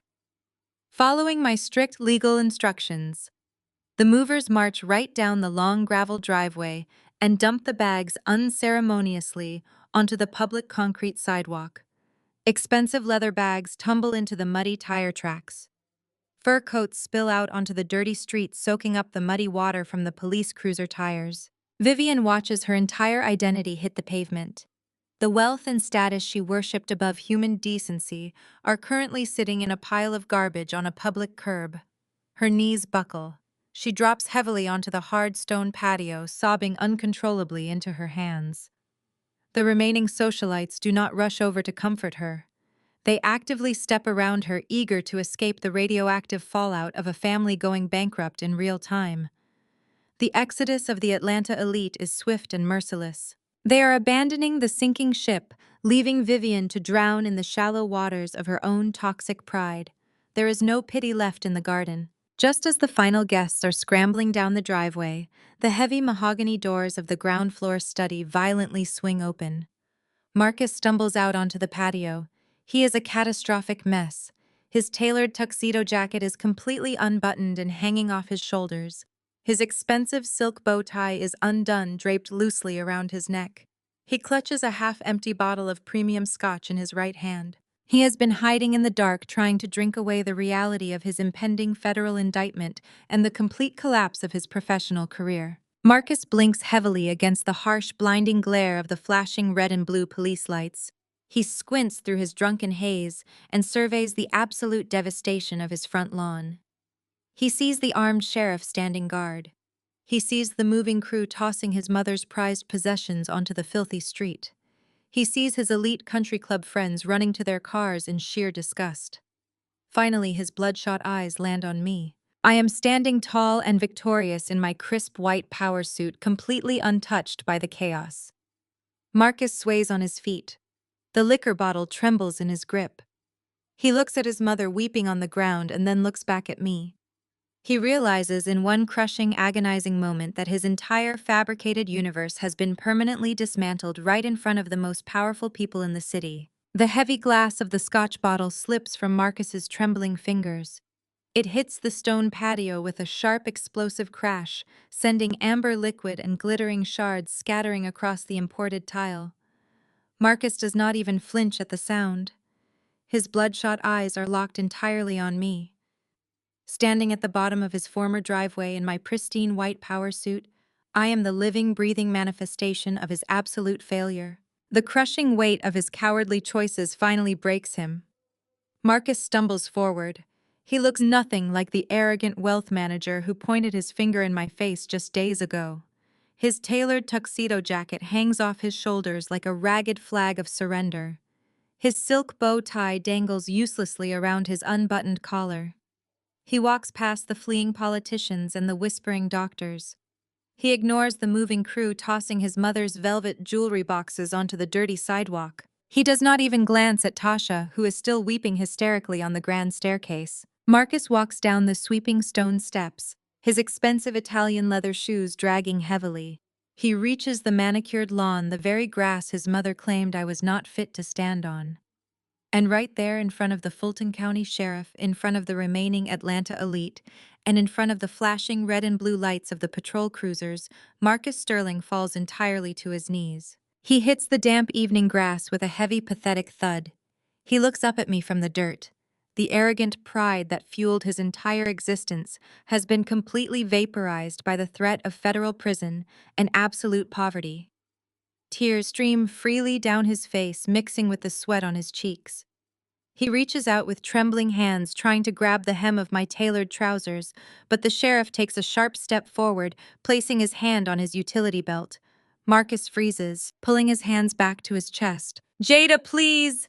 Marcus begs, his voice cracking into a high, desperate sob that echoes across the humid Atlanta night. "I am so sorry. I was blind. I was a fool. I will do whatever you want. I will testify against Bradley in federal court. I will give the FBI full access to my corporate servers. I will cut my mother off completely. I will never speak to her again. Just please do not do this to me. Do not throw me out into the street. For Leo. Please, Jada, do this for our son." He invokes the name of our 3-year-old child as a desperate final shield. He thinks mentioning Leo will trigger some deeply ingrained maternal weakness, hoping I will suddenly fold and rescue the man who actively conspired to destroy my life. I look down at the pathetic weeping figure kneeling in the damp grass. I feel absolutely zero pity. There is no lingering affection, no hesitation, and no mercy left in my heart. I look at a man who was willing to let a racist thief drain his legacy simply to keep his mother comfortable at the country club. "You do not get to use my son's name to save yourself from a mess you created," I say. My voice is deadly calm, cutting through his hysterical sobbing with absolute freezing precision. "You did not think about Leo when you stood by and let your mother insult my upbringing. You did not think about our son when you demanded I hand over my corporate assets to fund your luxury car leases. You did not think about Leo when you tried to protect a criminal who was actively stealing his future." Marcus opens his mouth to argue, to offer another hollow promise, but I do not let him speak. "You are not apologizing because you realize you were wrong, Marcus." I continue, stepping slightly closer, so he is forced to look up at my face. "You are apologizing because you are terrified. You are crying because the federal government is seizing your bank accounts, and your elite friends are currently sprinting to their vehicles in sheer disgust. You only decided to be a husband when you realized you were about to be homeless." Marcus lets out a choked, agonizing gasp. He bows his head, his shoulders shaking violently as he weeps into the manicured lawn of the estate he just lost. Leo does not need a father who only remembers he has a spine when he is facing absolute bankruptcy, I declare, delivering the final crushing verdict of our marriage. He needs a mother who protects him from parasites. Drag your suitcase off my grass, Marcus. Your time here is done. I do not wait for his response. I turn my back on the man I used to love. The absolute finality of my movement sends a shockwave through the remaining crowd. Suddenly, a piercing feral screech erupts from the stone patio behind me. Vivian Sterling has found her voice. The shock has worn off, leaving nothing but venomous, unhinged fury. A female county deputy currently has a firm grip on Vivian's upper arm, physically escorting the disgraced matriarch down the driveway toward the public sidewalk where her ruined luggage sits in the mud. "You are a monster," Vivian screams at the top of her lungs, fighting against the deputy's strict hold. "You will burn for this, Jada. You are a filthy, classless street rat, and you will never be one of us. You will die alone with your dirty money." I do not even turn my head to acknowledge her pathetic, desperate curse. Being rejected by Vivian Sterling's toxic society is not a punishment. It is the ultimate victory. I walk up the grand stone steps with slow, measured grace. The moving crew steps aside, respectfully clearing my path.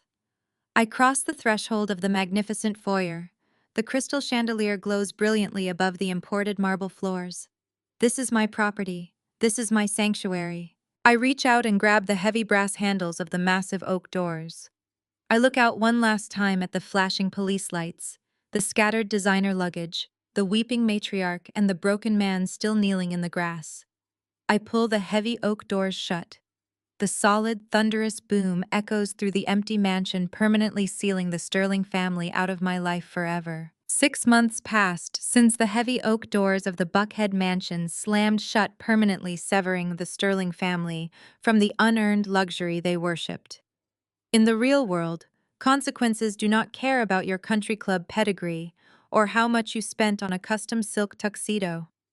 Justice arrived with cold forensic precision, dismantling their fabricated empire brick by stolen brick. The federal government moved with devastating speed against Bradley. His arrogant tech executive persona completely evaporated the moment he traded his imported cold brew for lukewarm tap water in a federal holding cell. During his criminal trial, his high-priced defense attorney desperately tried to spin a narrative of a misunderstood genius who made minor accounting errors. The federal prosecutor simply projected the offshore bank transfers and his vile, racist text messages onto a massive screen for the entire courtroom to read. The jury deliberated for less than 2 hours. The federal judge looked down at the smug white knight who thought he could effortlessly drain a prominent black family and handed down a crushing sentence. 7 years in a federal penitentiary for wire fraud, mass embezzlement, and violating the Computer Fraud and Abuse Act. There was no minimum security white-collar resort waiting for Bradley. I was sent to a maximum security facility, permanently stripped of his electronics, his inflated ego, and his freedom. Tasha watched her husband get hauled away in shackles, but her nightmare was only just beginning. With Bradley incarcerated and his illicit assets seized by the government, her premium platinum credit cards bounced instantly. Her luxury vehicles were repossessed right out of her suburban driveway before the end of the month. She declared absolute bankruptcy before the autumn leaves even began to fall in Atlanta. Now, the woman who once scoffed at my working-class roots spends her days standing behind a glass counter at a mid-tier shopping mall. She sprays designer perfume onto paper sample strips for minimum wage. The ultimate humiliation occurs routinely during the busy weekend shopping shifts. Prominent Atlanta socialites. The exact same wealthy women Tasha used to drink expensive champagne with walk past her counter. They do not say hello. They whisper behind their designer handbags, leaving Tasha to force a stiff, humiliated smile as she rings up their purchases, forever banished from the elite circles she thought she ruled. Vivian suffered the most agonizing social execution imaginable. The very next morning following the public eviction, the prestigious board of the Atlanta chapter of Jack and Jill convened an emergency executive meeting. They formally expelled Vivian, citing conduct detrimental to the organization and massive financial scandal. Her name was scrubbed from charity gala invitations and country club registries. With her ancestral home legally transferred to me, and her remaining bank accounts drained by legal fees to fight off federal tax fraud charges, Vivian was forced to relocate immediately. She now lives in a cramped, outdated two-bedroom apartment situated directly under the flight path of Hartsfield-Jackson International Airport. The thin walls rattle violently every 15 minutes as commercial jetliners roar overhead, completely drowning out the bitter, toxic complaints, she mutters to an empty room. No one comes to visit her. The politicians and doctors she spent decades trying to impress pretend they never knew her name. She sits alone in a tiny living room surrounded by cheap rented furniture, entirely isolated by her own blinding arrogance. Marcus paid the ultimate price for choosing his mother's pride over his own family. The Securities and Exchange Commission conducted a ruthless microscopic audit of his wealth management firm. When they verified that he had allowed millions of dollars to bleed into offshore accounts due to gross negligence and blind nepotism, they permanently stripped him of his financial licenses. His high-profile athletic clients sued him for breach of fiduciary duty, draining whatever pitiful savings he had left. The man who once wore tailored Italian suits and mocked my career is now working as an entry-level data entry clerk in a windowless cubicle at a logistics company. But the most brutal reality check hits Marcus on the first Friday of every single month. When his meager paycheck is directly deposited, a massive unyielding percentage is immediately and automatically garnished by the state of Georgia. The court-ordered maximum child support payments are wired directly into a secure trust fund for Leo. Marcus works 40 grueling hours a week just to hand over his wages to the woman he tried to leave penniless on the street. While the Sterling family collapsed under the heavy weight of their own deceit, my world expanded. I did not sit in the empty Buckhead mansion gloating over their ruin. I went back to work. I stand on the sweeping front lawn of the former Sterling estate. The humid morning air carries the sharp industrial scent of diesel fuel and freshly turned earth. I am wearing a bright yellow hard hat and a high-visibility safety vest over my tailored blouse, holding a rolled-up set of architectural blueprints. The massive, pristine lawn where Vivian once hosted her arrogant garden parties is completely unrecognizable. A fleet of heavy yellow bulldozers and hydraulic excavators is currently tearing through the perfectly manicured grass. I watch with deep, profound satisfaction as a massive iron wrecking ball swings through the air and smashes directly into the front columns of the grand mansion. The heavy stone shatters, sending a cloud of thick gray dust billowing into the clear sky. The walls that house decades of toxic elitism, financial fraud, and racist microaggressions are being violently pulverized into rubble. I am not renovating the historic property. I am executing a total demolition. I look down at my blueprints as the heavy machinery roars, watching the old world collapse to make room for the new. The roar of the excavators fades into the steady rhythm of progress. Over the next 12 months, I personally oversee every single detail of the reconstruction. I do not just remodel the Buckhead estate, I completely purge its history. The grand sweeping staircase where Tasha once wailed in designer silk is replaced by a massive open-concept atrium bathed in natural light. The dark mahogany study, where Marcus used to hide with his expensive scotch, is transformed into a state-of-the-art server room and digital design laboratory. The pristine lawn where Vivian once stood and demanded I apologize for my working-class roots is paved over and reimagined into a secure outdoor playground with shock-absorbent surfacing. I design a facility built for resilience rather than superficial prestige. I refuse to live in a house tainted by their desperate social climbing. I have an infinitely better use for the prime real estate. Today marks the grand opening. The humid Atlanta air feels entirely different this evening. It is no longer suffocating. It feels electric. The sweeping circular driveway is not filled with anxious socialites clutching fake pearls. It is lined with the actual titans of industry. The real power players of the city have arrived. I am hosting the mayor prominent venture capitalists and the most influential commercial developers in the state of Georgia. They are not here to drink free champagne and gossip about who wore what to the country club. They are here to invest real capital. I step up to the sleek acrylic podium positioned directly in front of the newly constructed glass facade. I look out at the crowd of influential leaders. I do not mention the Sterling family. They are completely irrelevant, erased from the narrative of my success. I press a button on my remote. A massive silk tarp drops away from the stone monument near the entrance. The heavy brushed steel letters gleam in the fading sunlight. The sign reads the JW Foundation for Women in Architecture and Business. I speak clearly into the microphone. I announce that this facility is now a fully funded sanctuary and corporate incubator dedicated exclusively to working-class Black single mothers.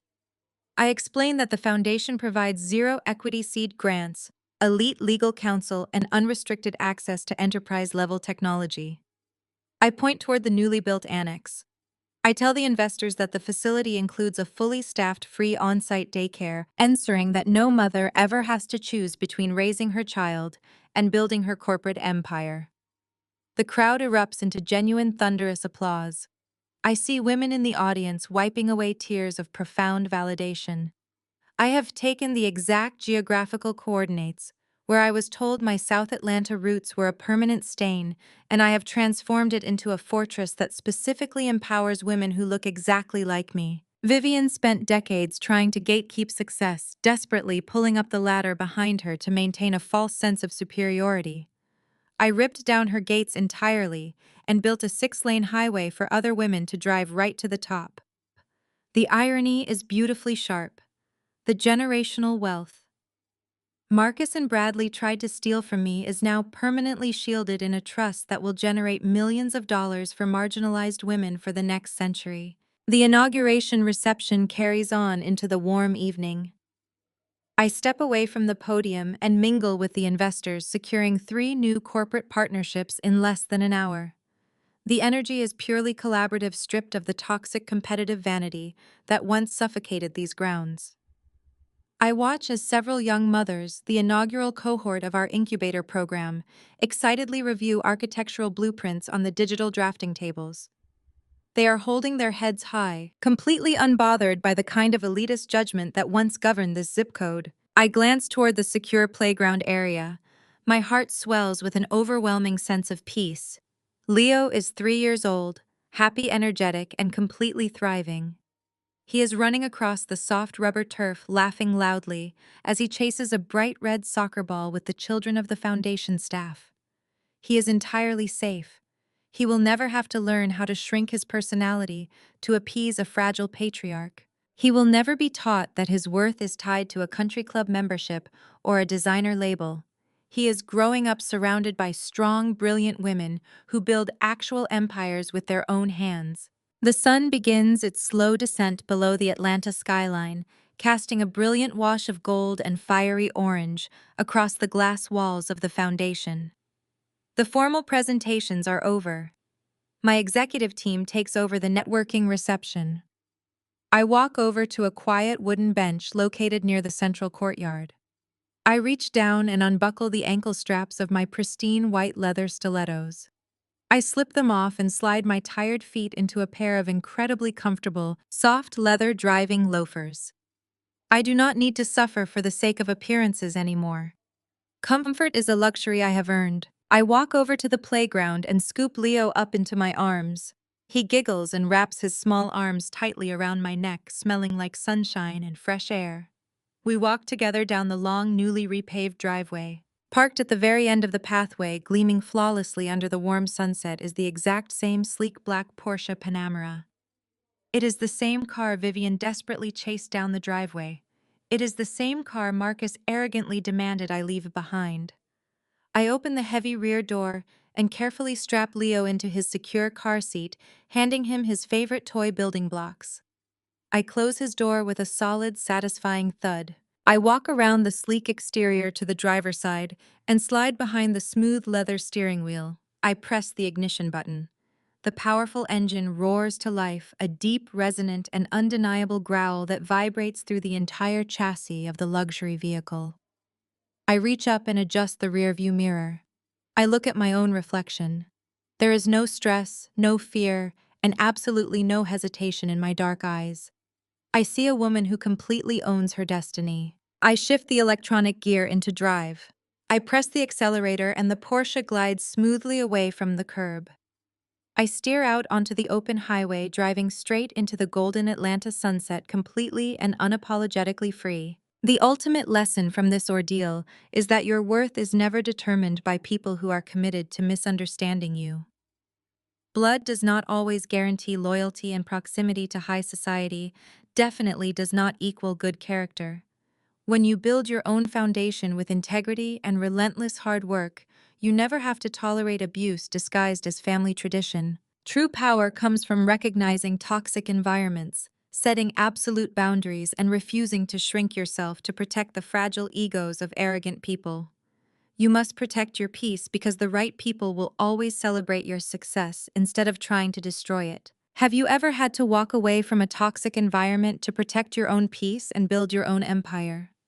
Share your story in the comments below and hit the subscribe button